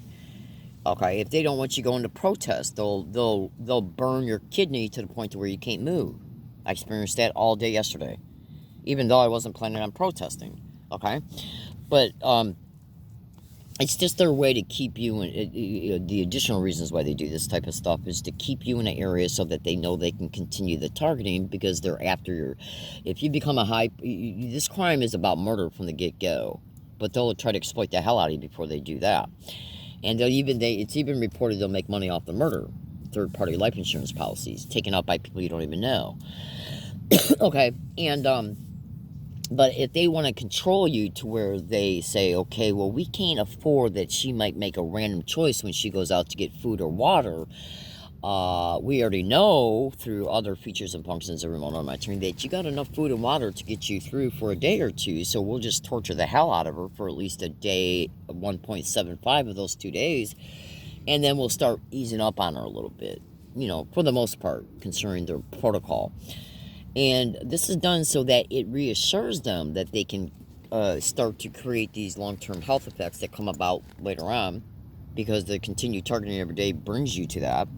And it assures them that they then now have predictability about what you're going to be doing for the day, because they know how bad they're hitting you. Therefore, they know you're not going to be able to walk to go protest if that's what you decided to do just by going out. So they're basically saying, we can see, we can know, we got many ways to know that she's got enough food and water for 2 days. So let's just target the hell out of her for 1.75 of those days.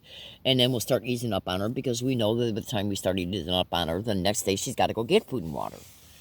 These demonic bitches have been literally doing this to me nonstop, every single day and night, nonstop, since at least 2018. Okay? It's sadistic nonstop torture.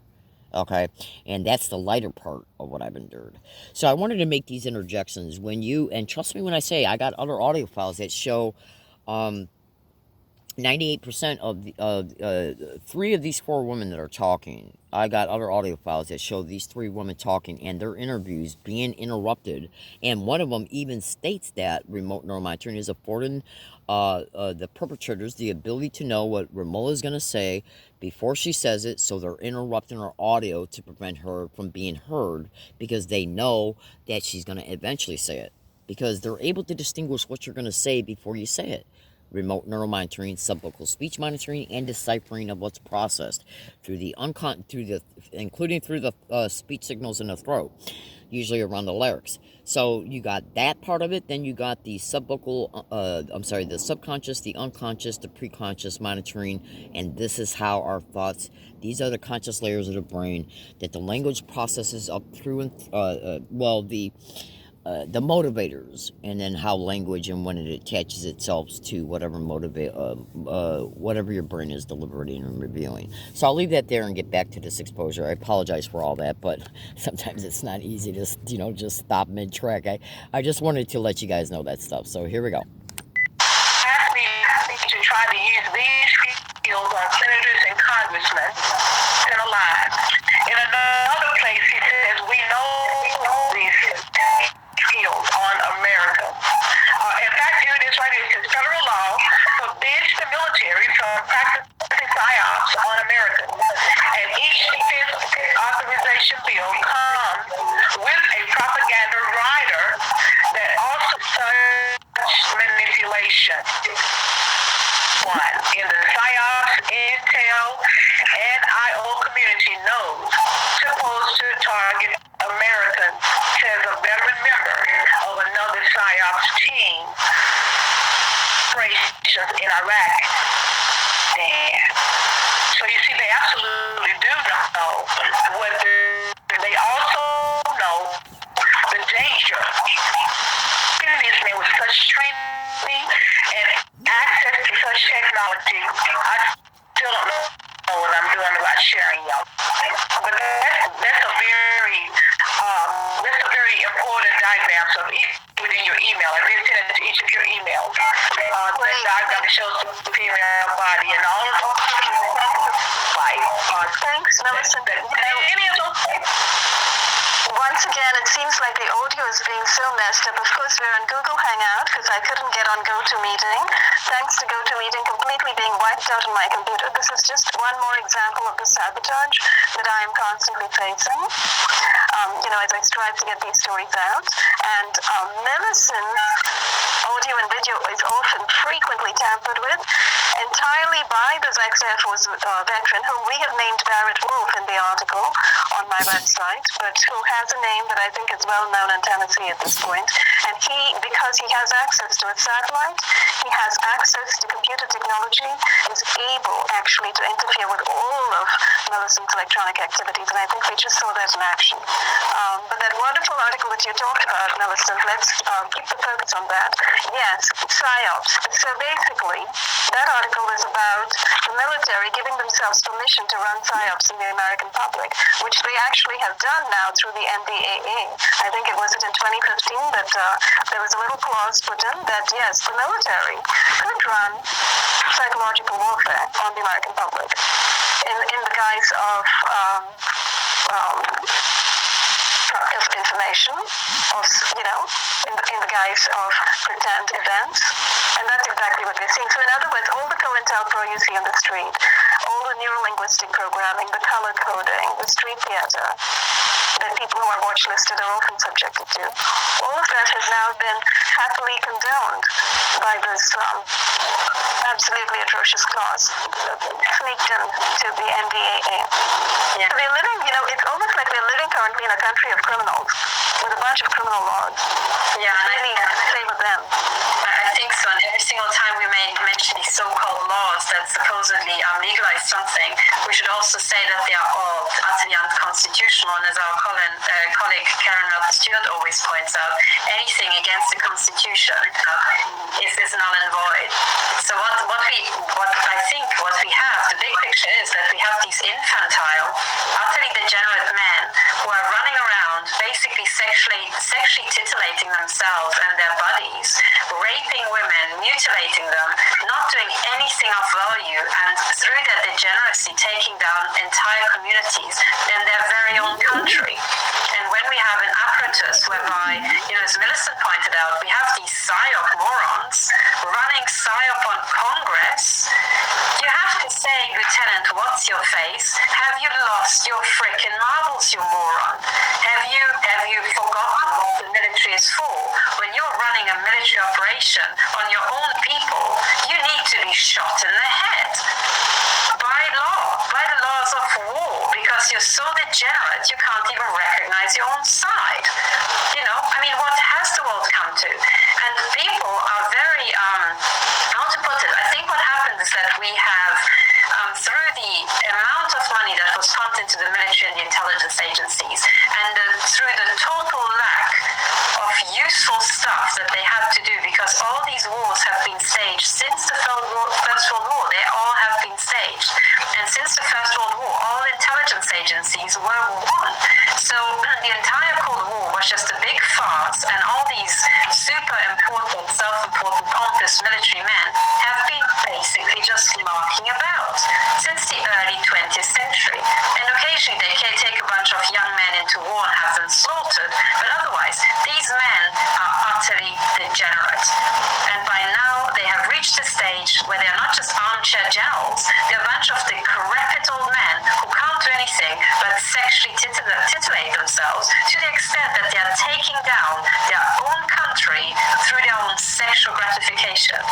Now, at that point, we're so beyond anything that the military once stood for that they all have to be literally summarily court-martialed and just shot in the head by the next generation of young generals who hopefully can go, you know, a bit longer without masturbating. I mean, I think this is what it comes down to. Everything we talked about, all the attacks that we're suffering day in, day out. I mean, shots to our vaginas and our rectal area, you know, funded by the DOJ, you know, and these uber pompously named worthless organizations. What has the world come to? You know, and we all have statements, Millicent has statements from an Air Force veteran, you know, glorifying himself whilst he is wanking, frankly, that's the word for it, right? And, you know, all of us have something similar where we have overheard ex-military either literally go into our path and just prancing around or gloating about how they sexually assault us. And we are meant to recognize them as military men. I'm sorry. They're worse than criminals. They are absolutely just feckless human detritus. And it is actually the task of... And I should point out that they are doing this to women now in public. Yes, in public. Exactly. To the library or the gym. Down the street from the metro. You're walking to a building, as I was the other day in Cambridge, down to one of the Harvard buildings, where my daughter was taking a swim camp. So I was escorting her to the swim camp that morning, and I was being hit throughout in my urinogenital area to the extent that, you know, I laid on myself.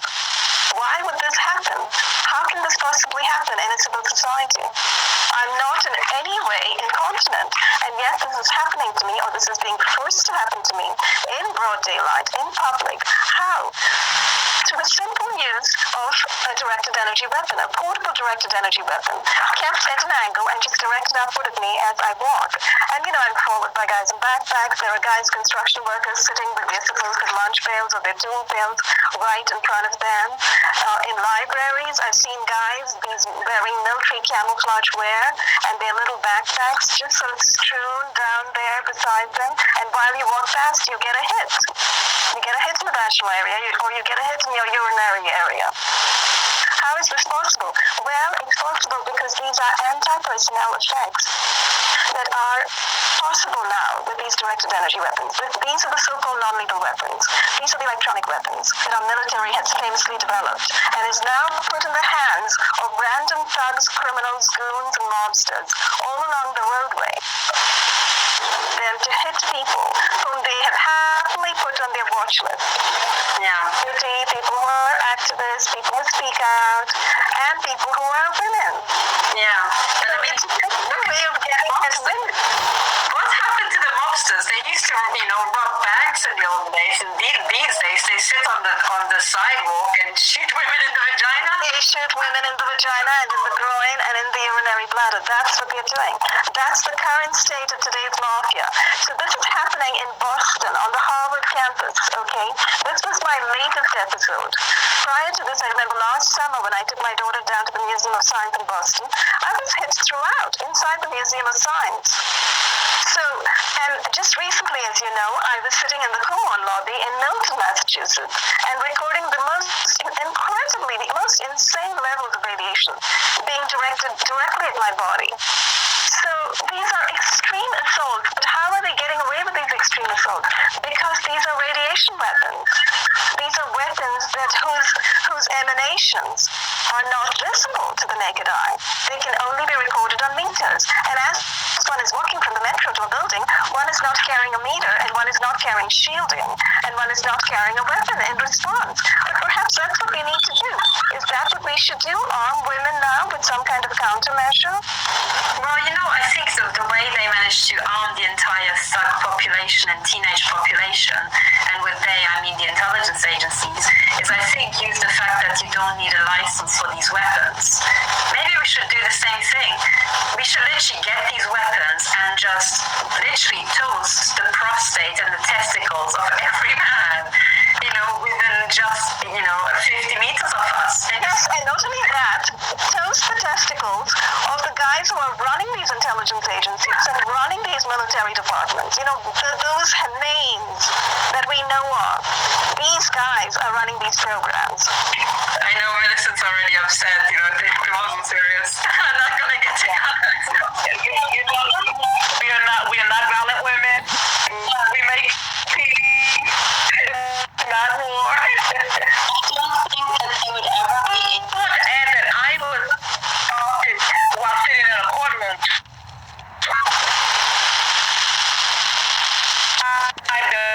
There was that on a bench behind me, across the bench, and the full of men, one woman. The judge's face was beat red. That they knew what was happening to me. On the way through court, the guy got up and walked out, and the assault stopped.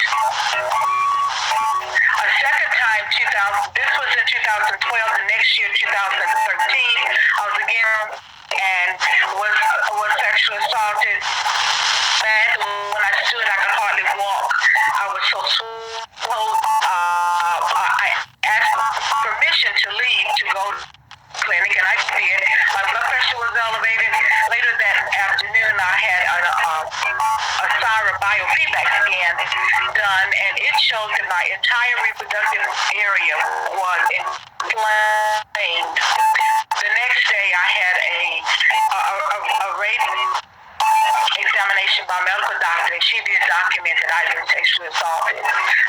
There were, again, this was in a public place, as Ramona said, sitting in a courtroom. And I want to remind everybody right now at this point in time, because we're just getting ready to start a campaign of crimes against humanity, but these are crimes against humanity. And if I may share my screen for just a minute, I'll show you the Rome Statute.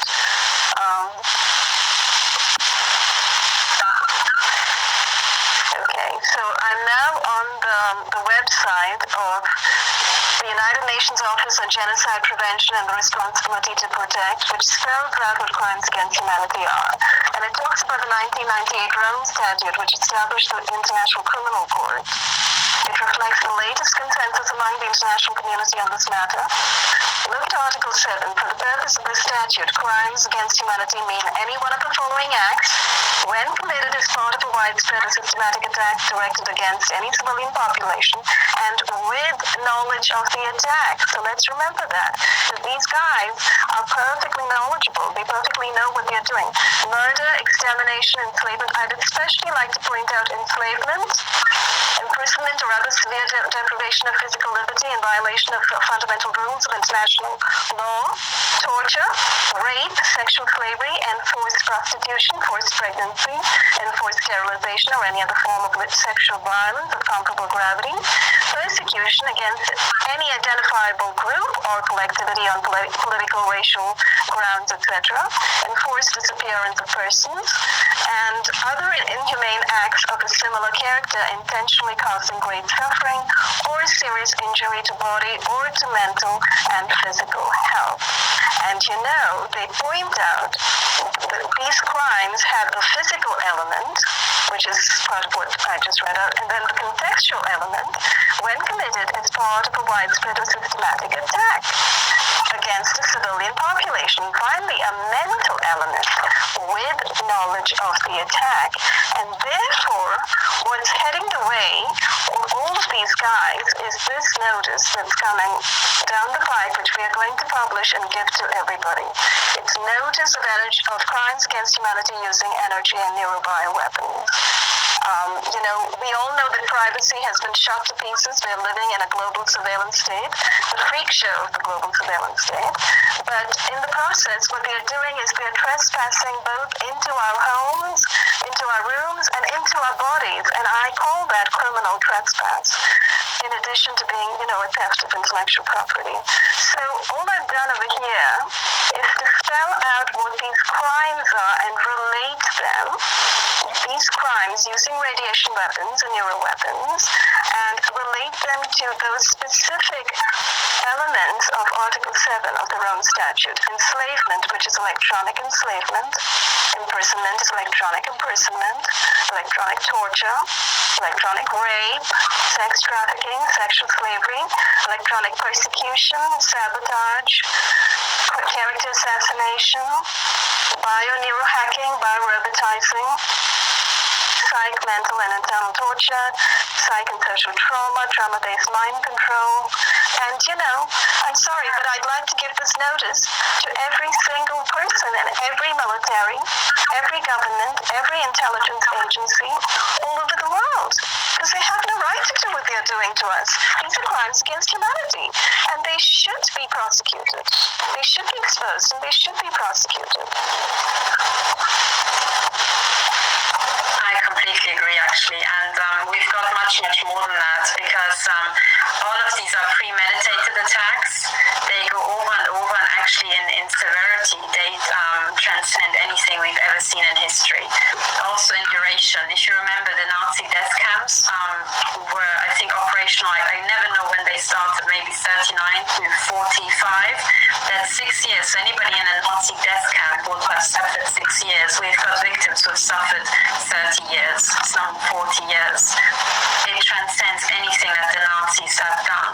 And that's precisely it. And all these military personnel who are larking about and laughing at women, they have to be very careful, because any sort of gagging order that they think that they can draw up with the victims is null and void. It's an unconscionable contract, and they will be literally, taken down. And the other thing that every victim has to know is that crimes against humanity do not have a limitation period. So anything that has been done to you over decades even can still be brought in a court of law. And the other thing about crimes against humanity is that every police station has a statutory duty to investigate them. There is no, we just can't be bothered, or we don't have time. And we now have enough evidence to show that the violations against these women and men and children are identical all the way from Eastern Europe, even into Asia, but certainly across the whole of Europe and the entirety of the US. And that satisfies exactly these crimes against humanity. So we satisfy every single clause. There's also people who have reported the murder of their community members and their family members. We've got a lot of cases of that as well. And every single clause of this, the requirements for it to be classed as crimes against humanity are entirely satisfied. And anybody who gets this notice should realize that that is just the overture to court cases coming. And because they do not have a limitation period, we have a very, very long time to come after them. So, this will have a very long tail. And we can also go back in history, and we can dig out all the, the heads of intelligence who've been running this program, even if they are now retired, I think.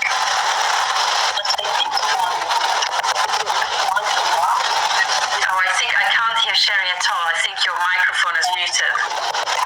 No, it's actually not muted. I guess what I wanted to offer as we're getting ready to close is that we all came together today. One, remind everybody that these are crimes against humanity. And then if anything, we need to be appealing to those people, if there is one out of 1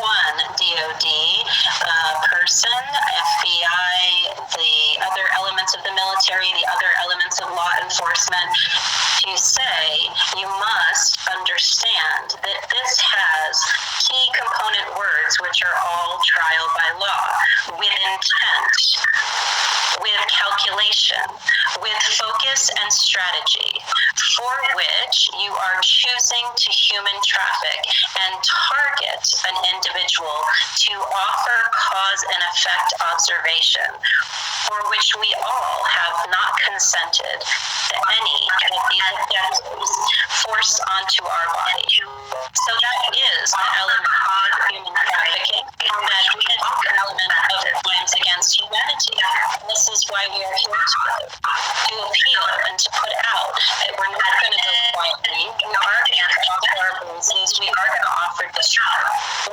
We are going to offer support, because this is Just a second. I think there's one microphone. I'm not sure if you guys could hear Sherry. There's one microphone that was giving feedback. Sorry, Sherry, could you just say the last 2 or 3 sentences again? I'm so sorry. Maybe it was just my end. No, it's okay. I'm just saying that with intent, they're choosing to participate in brutality. And if we're here together collectively as women to support a group, to say, hey, listen, we know that we have some people who have been illegally implanted without consent. We know that they're being targeted.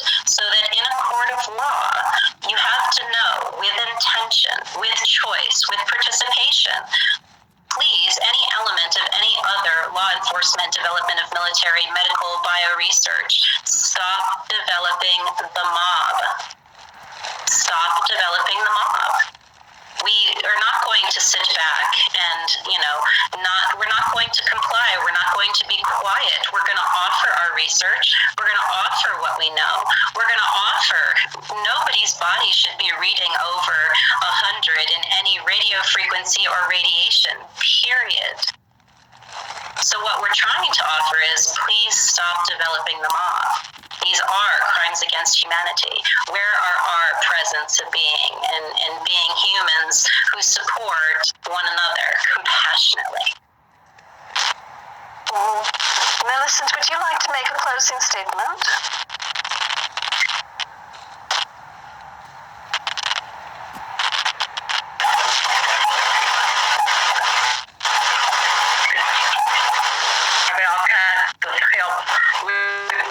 Here.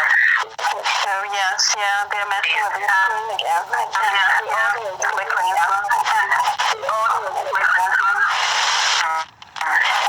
Well, this is indeed a serious matter. Some state Supreme Court cases, and there are issues that would support us, even as we are discussing today. In 1944, there was a Supreme Court decision against that allowed psychological abuse, and I assure you that psychological abuse goes right along with bodily abuse, and all of it's called torture. United States of federal statutes, a crime for involuntary servitude, trafficking in a human, by which money is made from the use of a human, obviously without definitive involuntary servitude. That's something else that we have been being forced into, as well as, I would challenge my,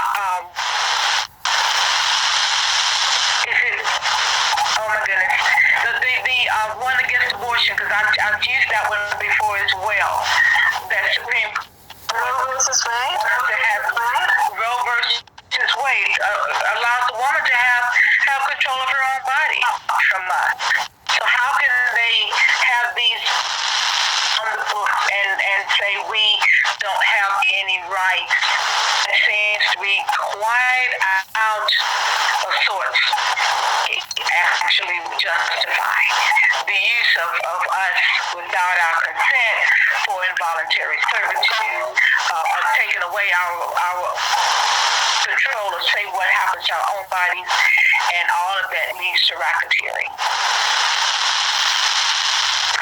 Yes, Yes, absolutely. And I want to stress onto these projects and programs of surveillance, experimentation, and weapons testing, actual contracts are the color of law. On the cover of these projects, extreme enslavement, torture, persecution of humans, assault, all sorts of reprehensible other crimes. That's what we are here to speak out about today. Just a second, because I think again it's the one that's giving us feedback. A couple of delays. Millicent, can you close the audio on yours for just a second? Has it gone away now? No, it's kind of back. Okay, so I guess I was just done speaking. I just wanted to point out that, all sorts of horrors are being unleashed on civilian populations today, but it's being done carefully undercover. It's being done under cover of these projects, under cover of law, and it's also being done under cover of classified projects.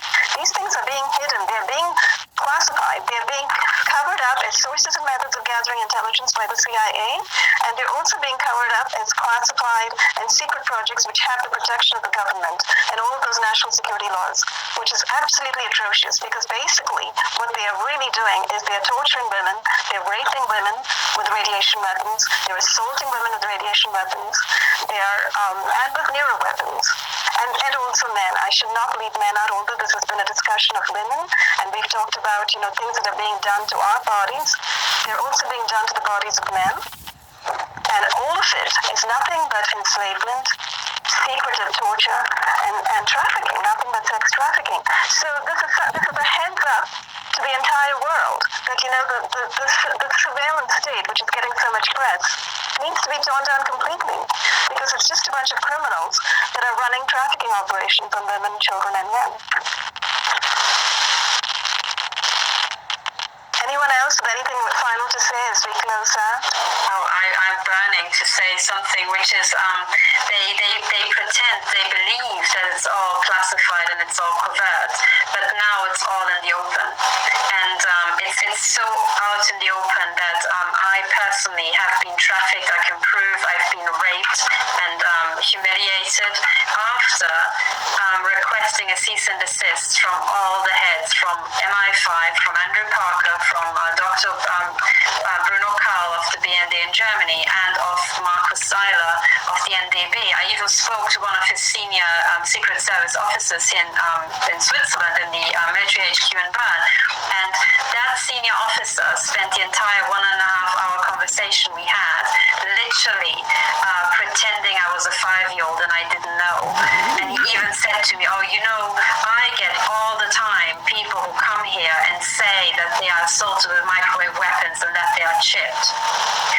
And he was trying to imply, this sort of madness, this nonsense I hear all the time. Well, I'm going to do a system judo on that gentleman, and that particular statement of his will bring back Nuremberg 2.0. And what the charges will be is that Markus Seiler, the head of the NDB, knew that the population is being raped and mutilated, and they chose to do nothing. Now that, for an intelligence agency that's tasked with keeping the country safe, is not just bad, it indicts all these men. So that's what I want to say, is that they're still running around, they're still sex trafficking women, and that they don't understand that with every woman it's another nail in their coffin. Because that's what it's going to be. And the real twist in this whole thing is what I said earlier. In crimes against humanity, there is no limitation period. So Markus Seiler, head of the Swiss intelligence, will have the total integral of all the women and men and children raped and murdered here in Switzerland put on his plate. And that's something that I'll do, because as we were talking, I am not just, I was raped this morning, like every morning. I also discovered that I have a strangulation device in my neck, very similar to the one that Melanie has. And strangulation and the breaking of women's necks has been, material for sexual arousal for psychopaths since forever. And what they started doing with me the last couple of days case is literally gradually break my neck, as the neurotech can be remotely triggered to contract, just like Melanie's strangulator. And I can literally feel how they, bit by bit, they are pulling my vertebrae out of location. So with Melanie, they did that for a very long time, to the point where her x-rays showed the dislocation of her neck. And the doctors kept asking her, is your husband strangling you? And the answer is no, her husband was not strangling her or her partner. It was actually military technology. It was men in the military strangulating Melanie Richan. And it's men here in the Swiss military and the intelligence agencies who are breaking my neck. Everything else we talked about has happened to all of us and to me as well. And I would say that this is the point when it stops being classified, it stops being secret, and the entire world wakes up to a realization that what our men, our military, proud military men actually are a bunch of rapists, serial killers, and child molesters. That's the big realization. Yes. Any last words? Because at this point, I think, we could go on forever, and probably we should come back and do a second panel and invite other women on here to speak about it, because we're in the business of exposing this. This is a no-holds-barred conversation. We are announcing to the world the actuality, the reality on the ground of what on earth is going on with these deadly weapons, which are being kept hidden by local law enforcement and being kept hidden by CIA-run propaganda-pushing media. And this is why you don't hear about it in the New York Times or the Chicago Tribune, but you will hear about it at the Everyday Concerned Citizen. You will hear about it on my podcast and on Technocrat Fighters Forum and on a few other venues that we are using to really broadcast to the world the truth of what is going on. And so we're really here to tell everybody in the world, all of humanity, it's time to wake up. It's time to open the closed doors and the secrecy of national security. The protections of national security need to be ripped apart. Because behind those protections, there are, as Catherine just said, just nothing but a bunch of rapists, persecutors, torturers, sadists, people who are engaging in very, very brutal acts of assault on women and men. These doors have to be torn down. We have to stop these operations, because otherwise there's no point in calling ourselves human. These are savage, brutal, inhumane kinds of activities. So on that note of power and intention and moving forward, we'll have to bring this broadcast to a close, but do stay tuned. We will revisit the subject in future episodes, and we will continue to send this message out to all militaries and to all intelligence agencies around the world. That despite whatever covers you have, these are crimes against humanity, and we will continue to speak out until the entire world listens. Absolutely. Maybe the next episode will come back and we'll talk about how we're going to crush them. Yes, that's something wonderful to look forward to, crushing. Thank you. Bye-bye, everyone. See you next time. Okay, everybody, so what I'm going to do in the conclusion of this particular video broadcast, and remember what you got to watch, is, so I'm going to assume right now that this is just one video. I made some statements at the beginning of this video about how it might accidentally conclude into 2, maybe even 3 videos because of the way sometimes the memory card format seems to be operating intermittently. So what I'm going to show you right now, I'm going to zoom in on this so you can see a little bit better. This is a photo taken from a video. You can see it's a photo from a video because you literally see it right there. It says play video. Now I believe that this, let the siren go by. Alright, hold on, because I want you to be able to hear me uninterrupted.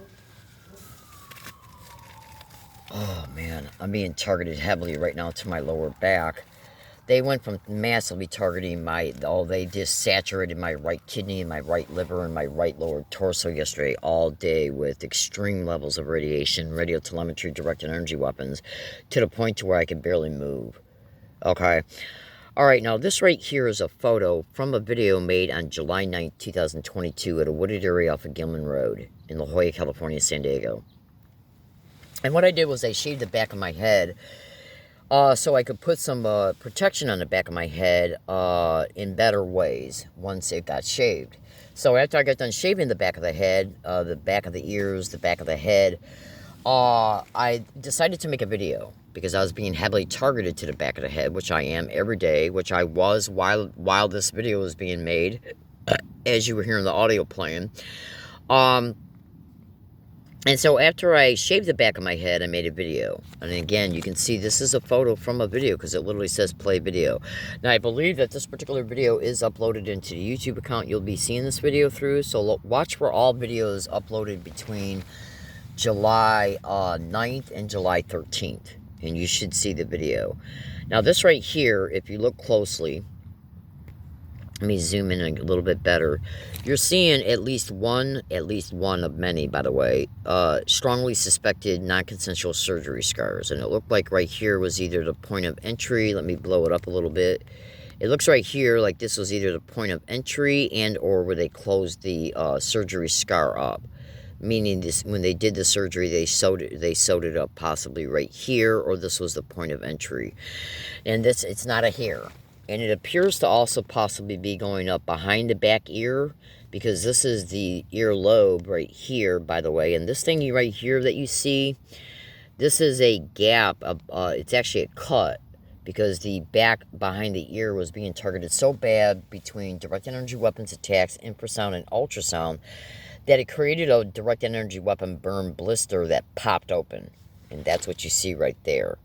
Okay? From this point, hold on. From this point over to the edge of this point. You can see it. I mean, come on, it's right there. Okay? Alright? Oh, absolutely. Now, this scar right here, it's a surgery scar. And believe me, there's other attachments to it that appear to go up and around. Okay? And even some other additional incision points that appear to be on this. I've yet to go back and do some more exposures related to this issue. And I recently just bought some very expensive razor blades because I'm going to shave the back of my head again and take some more detailed pictures of the right side. This is the left side.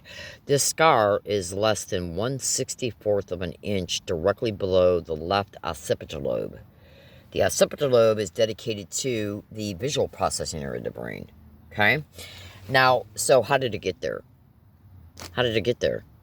Okay, and I am hit in the right and left back base cranium directly on the occipital lobe at least 40 times a day. Okay, and believe me, that's not the only areas I'm being hit. Oh, absolutely. Believe it. They're going all over my body, all over it. So, anyways, now, this could play a direct role in what you're about to see. A direct, whatever type of surgery was done concerning my occipital lobe, is it related to what you're about ready to see here? So just bear with me. Now I got to go back into Got to go back into the. Give me 1 second here. Into the SD card so I can show you something else. My fellow American citizens, bear with me a second. This is actually a video, so bear with it. Look at that. That's me. Okay, so take a snap screenshot of that. I know. Oh, I got to bring it up again. So once I bring this up, you want to take an immediate snap screenshot of it. And let me zoom to get a more clear. So because this is unfortunately a video. This particular SD card, it doesn't have a lot of evidence on it. Okay, it's a separate SD card. I got massive evidence of being tortured. Indisputable evidence. Oh, absolutely. So this is a video that shows a picture of a tweet. Now, these eyes are mine. You also want to pay attention to the eyes. Take consecutive back-to-back snap screenshots the second it's brought up. Okay? Because it's going to start moving within 2 or 3 seconds. So you want to take immediate back-to-back snap screenshots. And you want to also copy down and write down, which will then mean you'll be copying it, the YouTube URL link that you see in this tweet. So you ready? Here we go. Write down that YouTube URL link. You ready? Here we go. This is me. Okay, so let me do it again. Sorry about that. Here we go. Okay, so those are my eyes. Just bear with me. Okay, so Those are biofilm light crystal ocular eye lens implants that have been sewn into my eyes, either held in place by and through smart crystal threads and or hooks, biofilm. There's also an extreme likelihood that there are injected smart crystal nodes, okay, or other materials directly around the eye tissue, on the eyelids and the surrounding tissue below the eyes. Okay, and maybe even the nose and mouth area. You would not believe the evidence I got. If you saw it, you'd completely understand those statements. So let me bring it up again. Okay, so I gotta make sure this is more zoomed in. Okay, so I think that perpetrators are screwing right now, are screwing because Google's cyber surveillance and gang stalking. I think this perpetrators are screwing around with the zooming because you want to bring that YouTube video up. It talks a lot. It talks about many of the features and functions of these eye lens implants.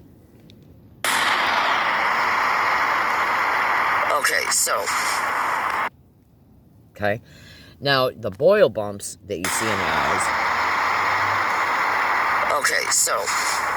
Are because of the extreme electromagnetic weapons torture that I endured in an 18-hour torture episode at 2 places, a wooded area and Bond's grocery store located on Regents Road and Arabia Street. Okay,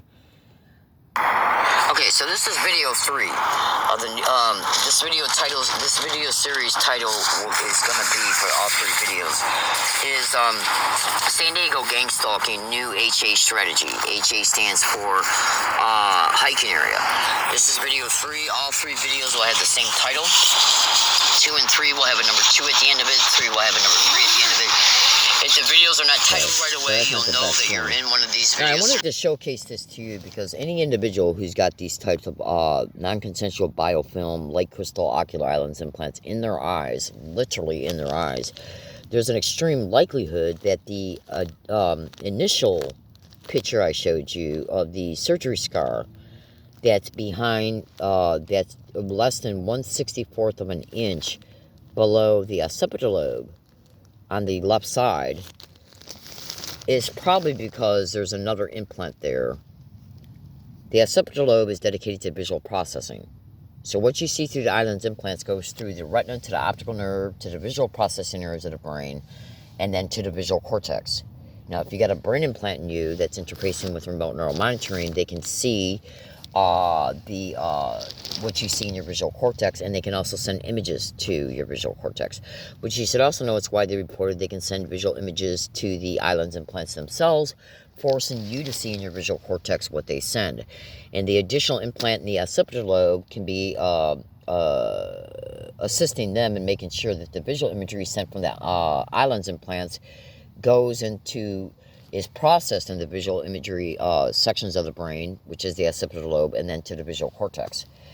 Now, what you need to understand about these 6 satanic vile whores is they don't give 2 shits about what they've done to you at all. And there's an extreme likelihood that there's an additional one on the right side. When I went to Scripps Mercy Hospital on at least 2 separate occasions and got CAT scans done, they found huge calcium deposits that are the same size and the same uniform position on both the right and left occipital lobe. It's widely reported that calcium deposits form around what? Implants. Eben mentioned in the YouTube video that was dedicated to the picture I just showed you of the eye lens implants. It literally discusses, it shows you books written about these eye lens implants, written by a doctor, shown by a doctor in the video, and it talks about how calcifications form around implants. Now, since I don't have an SD card right now in this phone, okay, that's got a lot of massive evidence on it, and I ain't got time because I'm being heavily targeted. I got a lot of stuff to do today. So I don't want to take the time to get out other SD cards that got massive evidence on it. I'm only showing you what's on this particular one. Okay, so what I'm going to show you right now is a picture taken from a video, because you can see literally right there where it says play video, when I was at a wooded area right after I just endured an extreme torture session. So let me show you something. I'm sitting in my tent, and you can see right here, this camouflage part right here. This is my tent. Well, you can see this camouflage part. This is my tent, okay? Let me just go back and see something here real fast. I think there might be one video where you see me in the tent. One photo where you actually see me in the tent. There you go, okay? So there's the area right there. And you can see I'm in the tent, And this is from the video. I got to upload the video still, so bear with me. Now, you're going to see why this is important here in a second. Okay? Now, so you can see that this is a photo from a video as I'm in my tent. And this is the same tent I'm in right now, but this is a different spot. Right? Now, if memory serves me correctly, this right here would be my right arm. Okay? And I was facing... I was actually facing this tree right here, which you're going to see why it's important here in a second. This tree right here was literally facing, if memory serves me correctly, it was directly behind my right back base part of my head. Okay, because this is the front part, I believe, of my right arm. Okay? It could be the left. It all depends on... I got to go back and look at that video to see if the video was taken through the home screen or the back lens, because that can play a role into what angle, what direction I was facing as I was inside the tent. Now, I think this video was actually made through the home screen, which would then mean that when it was captured, as it was captured, it would be facing the opposite direction, which means then it would be my left arm. Now, you understand why this is important here in about three or four seconds. So, what you're seeing, and remember, this is a photo from a video. You can literally see when the photo was taken. It was taken when the video was in, when it was playing. Okay, that's why it says play video. Okay, right there. Okay, so it's literally a photo from a video. So if you were to look up, you can obviously see there's my arm, and my arm is straight up. It's vertical, therefore I'm sitting up in the tent. Because you can see the tent's right... Oh, hold on. Okay. It looks like they're draining my battery because I just turned this phone on. And they're draining the battery. I just turned the phone on, so let me show you why this is important. That's a electromagnetic weapons wave emitting from a tree directly behind me. The phone, when I just turned this on, okay, was at 47% power, and now you can see it's at 5. So they drained the phone. Okay? They drained the battery of the phone. Okay? Because it was just turned on right before those ladies, right before I stopped that tape recorder audio from playing. They didn't want you to see this. Okay? Absolutely not. So they drained, because they watch what you're doing in real time. So there is the energy emitting from the center of a tree leaf. And by the way, the same type of leaves are on this property I'm at right now. Okay? So they drained the battery. It was at 45 or 42 or 47% when I turned it on. And it's now at 4. Okay? And I just turned it on here. I turned this phone on less than 1 minute before I stopped playing that audio file after Melody said bye. Okay? And so they drained it. While I'm here. Okay? And this is where I'm at right here. Okay? Absolutely. So they didn't want you to see this. So here's another one of it. See it? It's coming right from the middle of a tree, of a branch from a tree. You see that? And it was hitting me in the back of the head. That's why I made the video, because I was being hit in the back of the head, and I couldn't understand why, because of where this area is at. All right, so I got to let you go, everybody. Have a good day. Stay safe. Be good out there. And by the way, there are some of the... When you go into that video that I... you know that photo I showed you of the eyes? And then I said, pay attention to the YouTube link that's in that photo. When you bring that YouTube link up, what you want to do is you want to go into that playlist, because that's Techno Crime Fighters episode 58 on Dr. Catherine Horton's Stop 007 YouTube channel. Now, when you go into the Techno Crime Fighters playlist on it, as long as the video has been incorporated within it, because there was 2 separate women that had this playlist. Romola D was one of them. Her YouTube channel got taken down, and Dr. Catherine Horton was the other one. Now, in Dr. Catherine Horton's Techno Crime Fighters playlist, not all of the Techno Crime Fighters videos are in there. But if this one particular video is still in there, I believe, if memory serves me correctly, there was at least one exposure in one of those Techno Crime Fighters videos where I believe, if memory serves me correctly, and I apologize for this, if memory serves me correctly, Karen Melton Stewart was stating that in one of the Techno Crime Fighters videos that they had made, Karen Melton Stewart, who's an ex-NSA employee, I believe it was her that stated it. I'm like 90% sure, stated that when she was down in Florida, visiting her parents, who she reports are also being measurably targeted, along with her dogs, was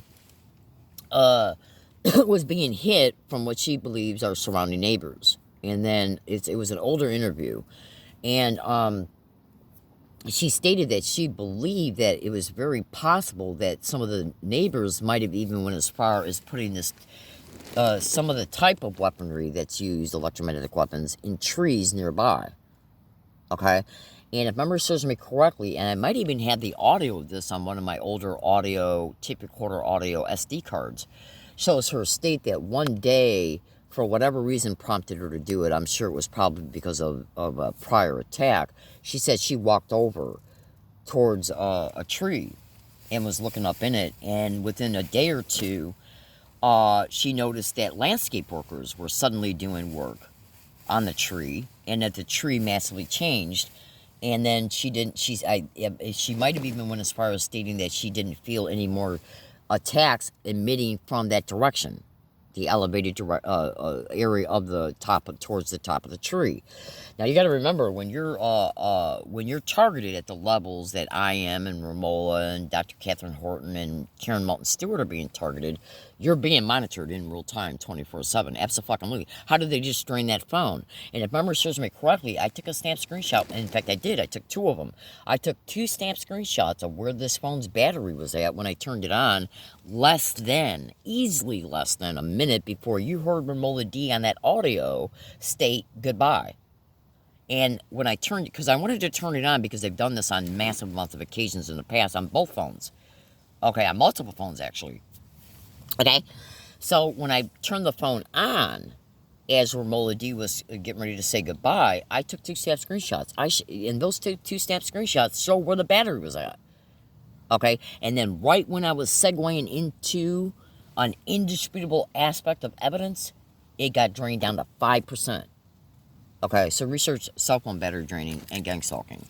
Because these 6 satanic rats who perpetrate this crime, they know that they can do this to your phone from a remote distance. And right now, this phone's at 100% because I literally just checked it, the one I'm speaking into right now. They know that they can do this.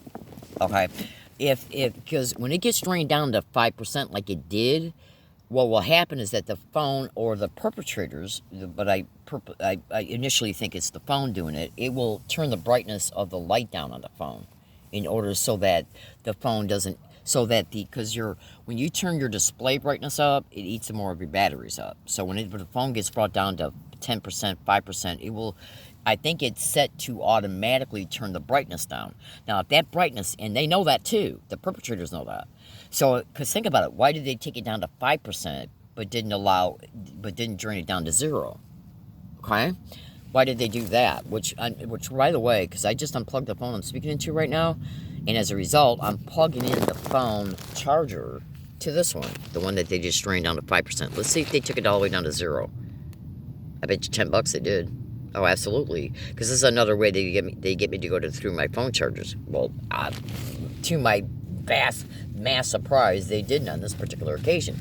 Because think about it, they drain your cell phone batteries, then because they already know they made you homeless. So when they drain your cell phone batteries, they know you got to go someplace to charge your chargers, right?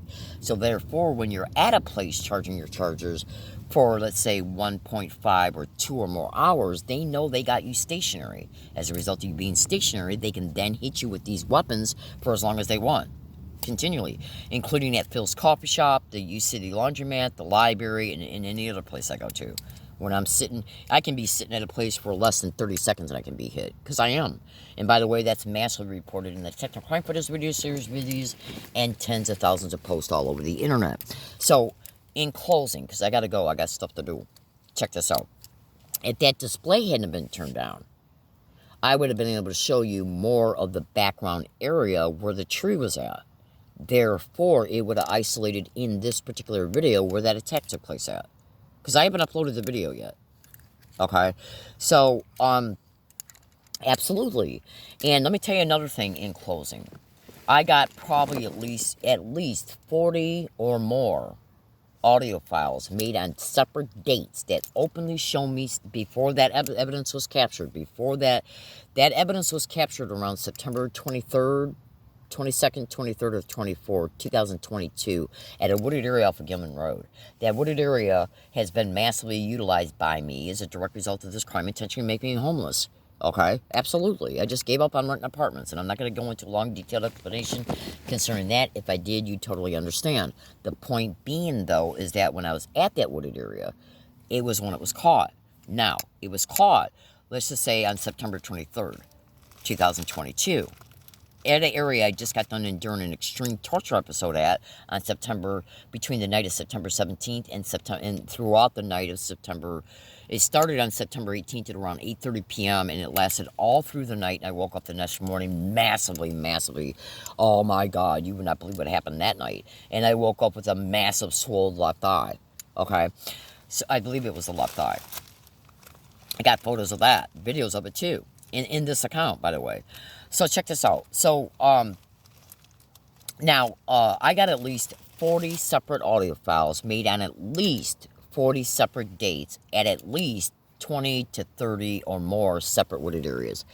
Openly before this torture episode happened on between the night of September 17th and the night of September 18th and the morning of September 18th, and what I was enduring at that same area between September 18th and September 23rd, 24th, and then that's when I moved. Okay. Now, so all these audio files were made I probably got some that even go all the way back to 2017-18, showing me openly state that there's an extreme likelihood that these little demonic rats are putting emitters not only on the property, but possibly even going as far as putting them in trees. Okay? And the reason why I stated that, I'm just going to make a fast statement because I literally got to go, is that say if you're sitting at a wooded area, say if you're sitting on the ground, on the living room floor in your home, so there, if you're sitting down, but yet you're sitting up as you're sitting down, like I am right now, okay, so you can kind of see me sitting up as I'm sitting down, then your the back of your head is probably about 2.5, 3 feet up from the ground, okay?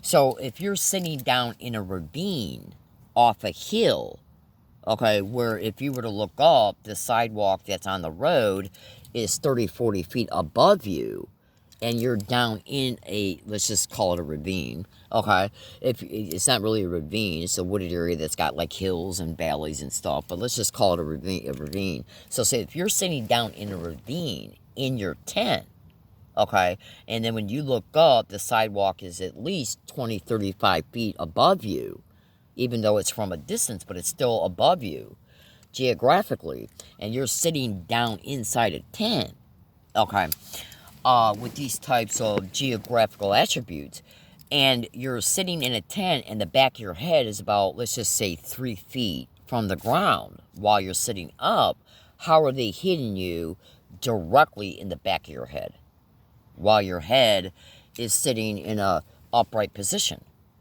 Okay? Now, yes, they could more than likely send a directed energy weapon beam radio telemetry from the air. That can absolutely always be done. Okay?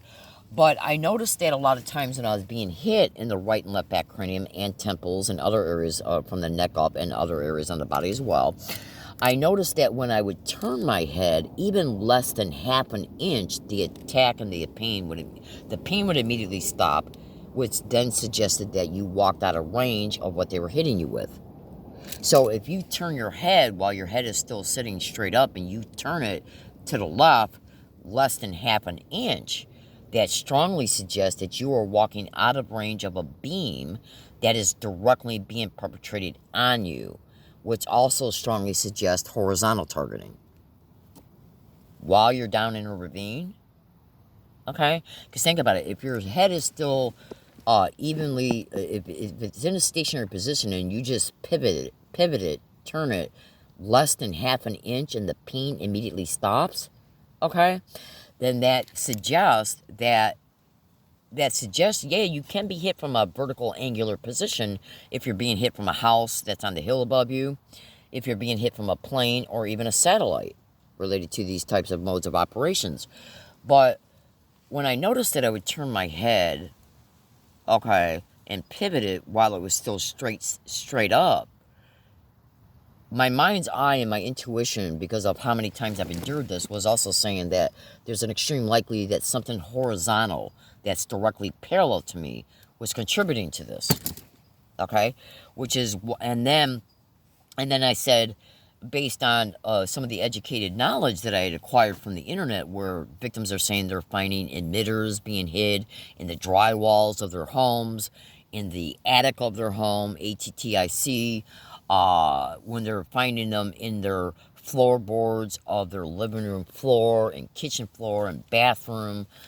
Well, it's abundantly clear that they might need you to walk directly right by them. Emitters, antennas, Wi-Fi boxes being covertly hidden, and so on and so forth. So there's a lot of absolutely reasonable deductions going on here, because you got to remember, yeah, they got at least anywhere between 19 and 25 different reported modes of operations and platforms. But if you're sitting straight up, whether it be in a living room floor or on ground at a wooded area, and your head is facing straight out, okay, and you get hit in the left back base cranium, and then you slightly turn your head to the left while not moving the head up or down, or up or down, then that's what suggests that that's something directly behind you. Okay? Because think about it, less than half an inch, and the pain immediately stops. That would suggest that something's directly behind you.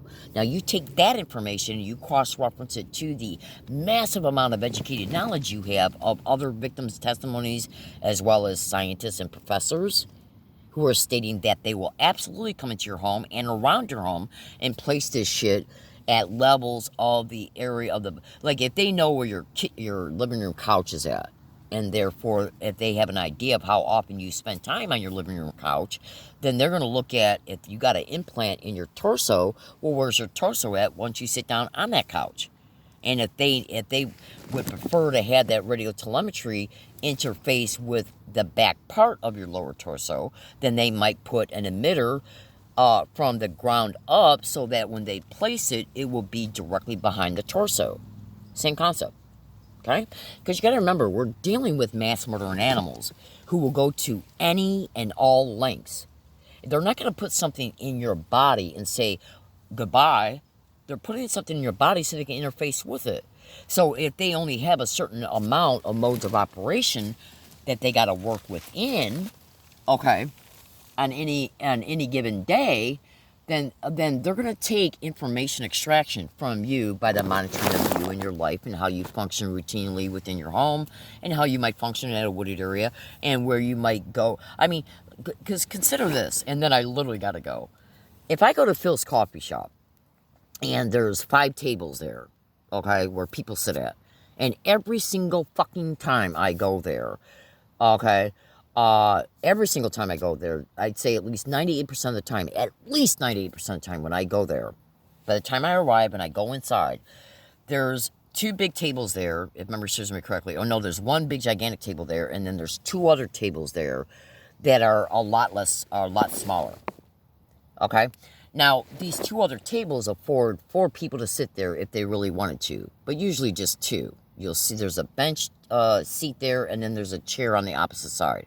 Okay? So we got 2 smaller tables and 1 long table. Okay?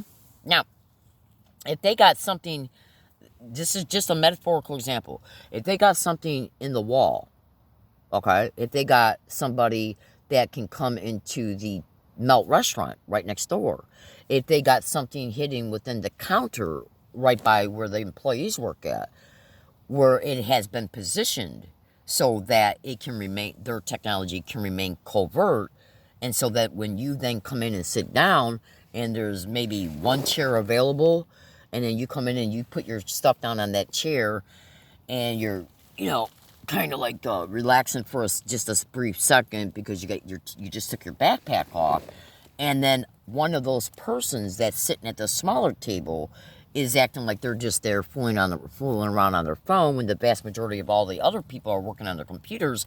Well, then that would suggest to you that this person might just be sitting here temporarily while all the other people are, most of the vast majority of all the rest of the people are doing work on their computers. Well, that would send a mental message to you that, okay, well, these other people are going to be here for a while, but this person's going to probably get up and not be here for too long. And then that's how it works out. Then you end up sitting at that table. because that person takes a few more drinks out of their coffee and then they get up, you sit down, and then when you sit down, you either start to get hit right away or they'll wait a while because they might not want you to figure this out. Where once you sit down on that friggin' bench, okay, then either something in the wall or something in the bench cushion or somebody from the Melt restaurant behind me that's come in or works there, okay, or its wall or something in the counter of where the employees work, that where that something has been positioned so that it is directly parallel to your torso, directly parallel to the back of your head, and or are they bringing in people that got mobile devices in backpacks, in the phones, and whatever. All this is reported all over the internet. It was just reported in the audio you just heard, where Romola D stated that she went to the library and people were carrying construction workers, and because you would not believe what they'll hide this shit in. You just would not believe what they'll hide this shit in. And then you go to Phil's and you sit down. I've endured that type of arrangement at Phil's 98.999% of the time. So go to Google and research at Google boxed seating arrangements and gang stalking, because they'll bring students in and other people in to sit directly around you just so that they fill up the seats. Why? So that when you come in, because they're monitoring and tracking you in real time, therefore, and the remote neural monitoring would definitely afford them the ability to know where you're going. If they're draining your cell phone battery and have taken accurate logs of your routines and habits, well, then they know you got the need to go charge your cell phone chargers because they drained your cell phone battery, right? Right? If you go to Whole Foods, which is in the same parking lot, to pick up an Amazon order, well, if they're monitoring your phone activity and they see you ordered an Amazon order and Amazon is saying that it's arrived, because they're also monitoring your email account, and Amazon will notify your email account when your order's been delivered. And so, but you got to remember what gang stalking does. Gang stalking looks at every tidbit of information and says, how can we build schemes around this? We first create the need, drain the cell phone battery, right? All right. And then what we'll do next is that through the monitoring of the Amazon app and the email account, the email is sent from Amazon to the email that the order's been delivered. Well, they're at least deducing from that there's a great likelihood that you're going to go to Phil's and charge your chargers, because you got to need to be over there to begin with to pick up the Amazon order. Right? Because Whole Foods Market's in the same parking lot as Phil's is.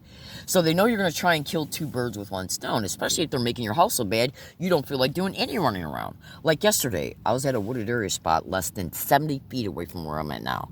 I had planned on getting up that morning, the day before, to do a big, massive move, where I was going to move massively away.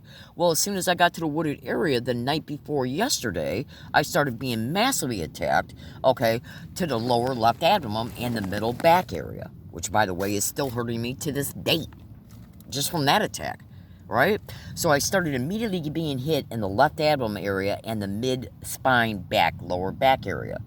Then, the next morning when I woke up, I started enduring within less than a minute, non-stop extreme electromagnetic, it was more than likely radar, absolutely, non-stop extreme, massive non-stop targeting to the right abdomen. They were literally saturating my right torso, kidney, and abdomen to the point to where I could barely move. So the only thing I could instinctively do was to try and put up as much protection as I could until I got up to get my shit packed. And then I ended up spending half the morning just trying to stay continually protected just so I could pack my shit. And so by the time I finally got up, I could barely walk. Okay? That's why they did it. If they have any way of knowing you're gonna fucking move, they don't want you moving far. Why? Well, because I gotta let you go. I got stuff to do. So consider this. When I was off of Gilman Road being attacked, which is what that picture was from, of that directed energy weapon coming out of the middle of a tree leaf, a tree branch actually. It was the leaf that was on a branch, the branch was on the tree. Okay? And I tried to get up in there to get into that branch, but I couldn't, because the tree itself, its trunk, was down into a creek. Now, the height from the base of the tree up to the point to where that branch was at, the branch was located at least 15 feet above ground level. Now, so let me just show you something here real fast, because you need to understand this. So bear with me, because I got to get out a piece of paper or something here. Hold on a second.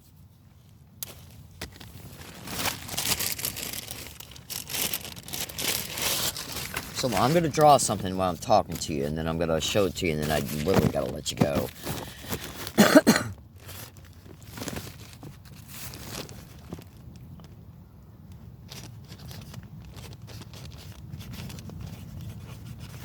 So when I was at this area, I was sitting on the ground, and then right next to that ground, right next to it, less than 10 feet away, okay, was a little creek ravine that fell down about 15 feet, okay? So let me show you something here. So this right here, this area right here was where my tent was at. Let me draw this little circle here. So this is the tent on the flat ground. So from the tent, from the edge of the tent, like you see the edge of my tent right now, okay, all right. So the edge of the tent, this is the tent right here, okay. This is the tent right here, and then this is the flat ground that it's on. So this line right here, right past this line, this is 10 feet from the edge of the tent to this line, and then right past this line is a 15-foot drop that the base of the tree trunk was in. It was a creek, right?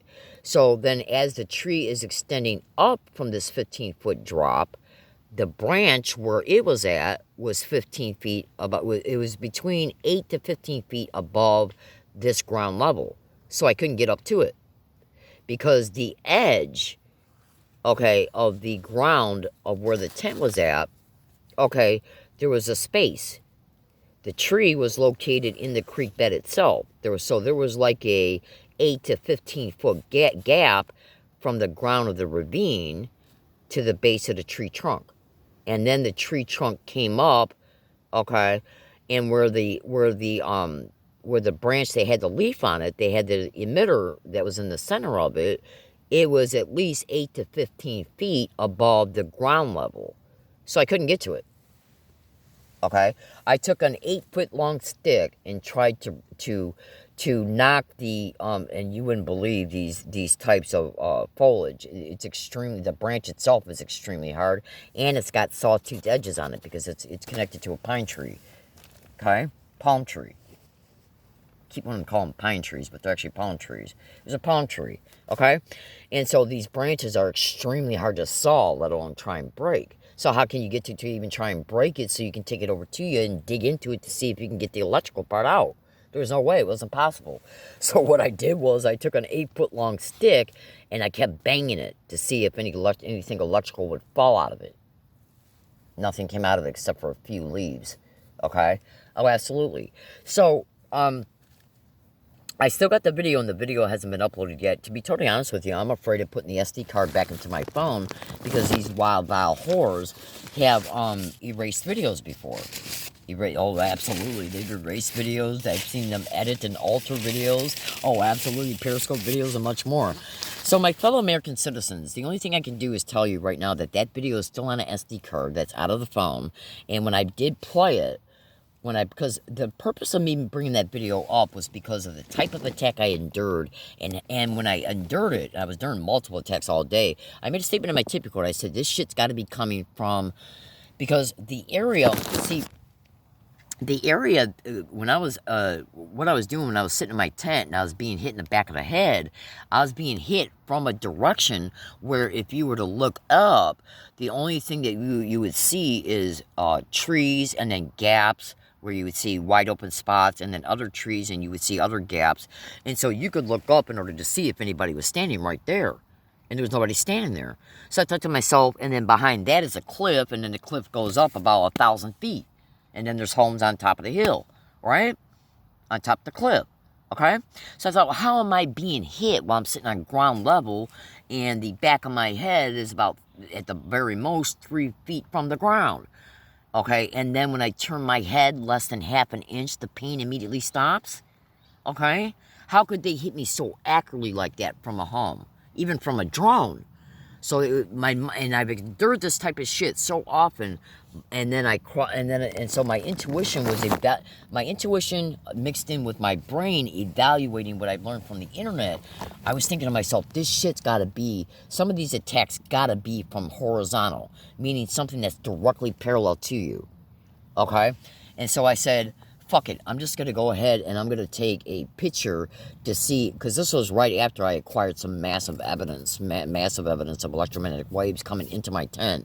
So what you want to do is go into this account and look at the videos uploaded on August 10th, 2022, and you'll see them come in my tent, and the 9-minute video that was uploaded on August 13th. Take back-to-back consecutive snap screenshots when you do that, and so you can see these waves being caught still frame in real time and where they end up and land at, coming from the sidewall of my tent and the roof of it. Okay, and so this was a little bit over a month after I caught the second part of those two evidences that were captured on August 9th and August 11th at the same spot at an area that was less than 200 feet away from where this shit was caught at, related to what was coming out of the tree. Less than 200 feet away. Oh, absolutely. So I'm sitting back and I'm thinking to myself, how the hell can the pain immediately stop when I move my head less than, sometimes even less than 1/8 of an inch, and then the pain immediately stops? How could they be hit me with such precision from a drone or a neighbor's house? The neighbor's homes being 1,000, probably at least anywhere between 700 feet to 1,000 feet up the hill. How can they be doing that with such precision activity?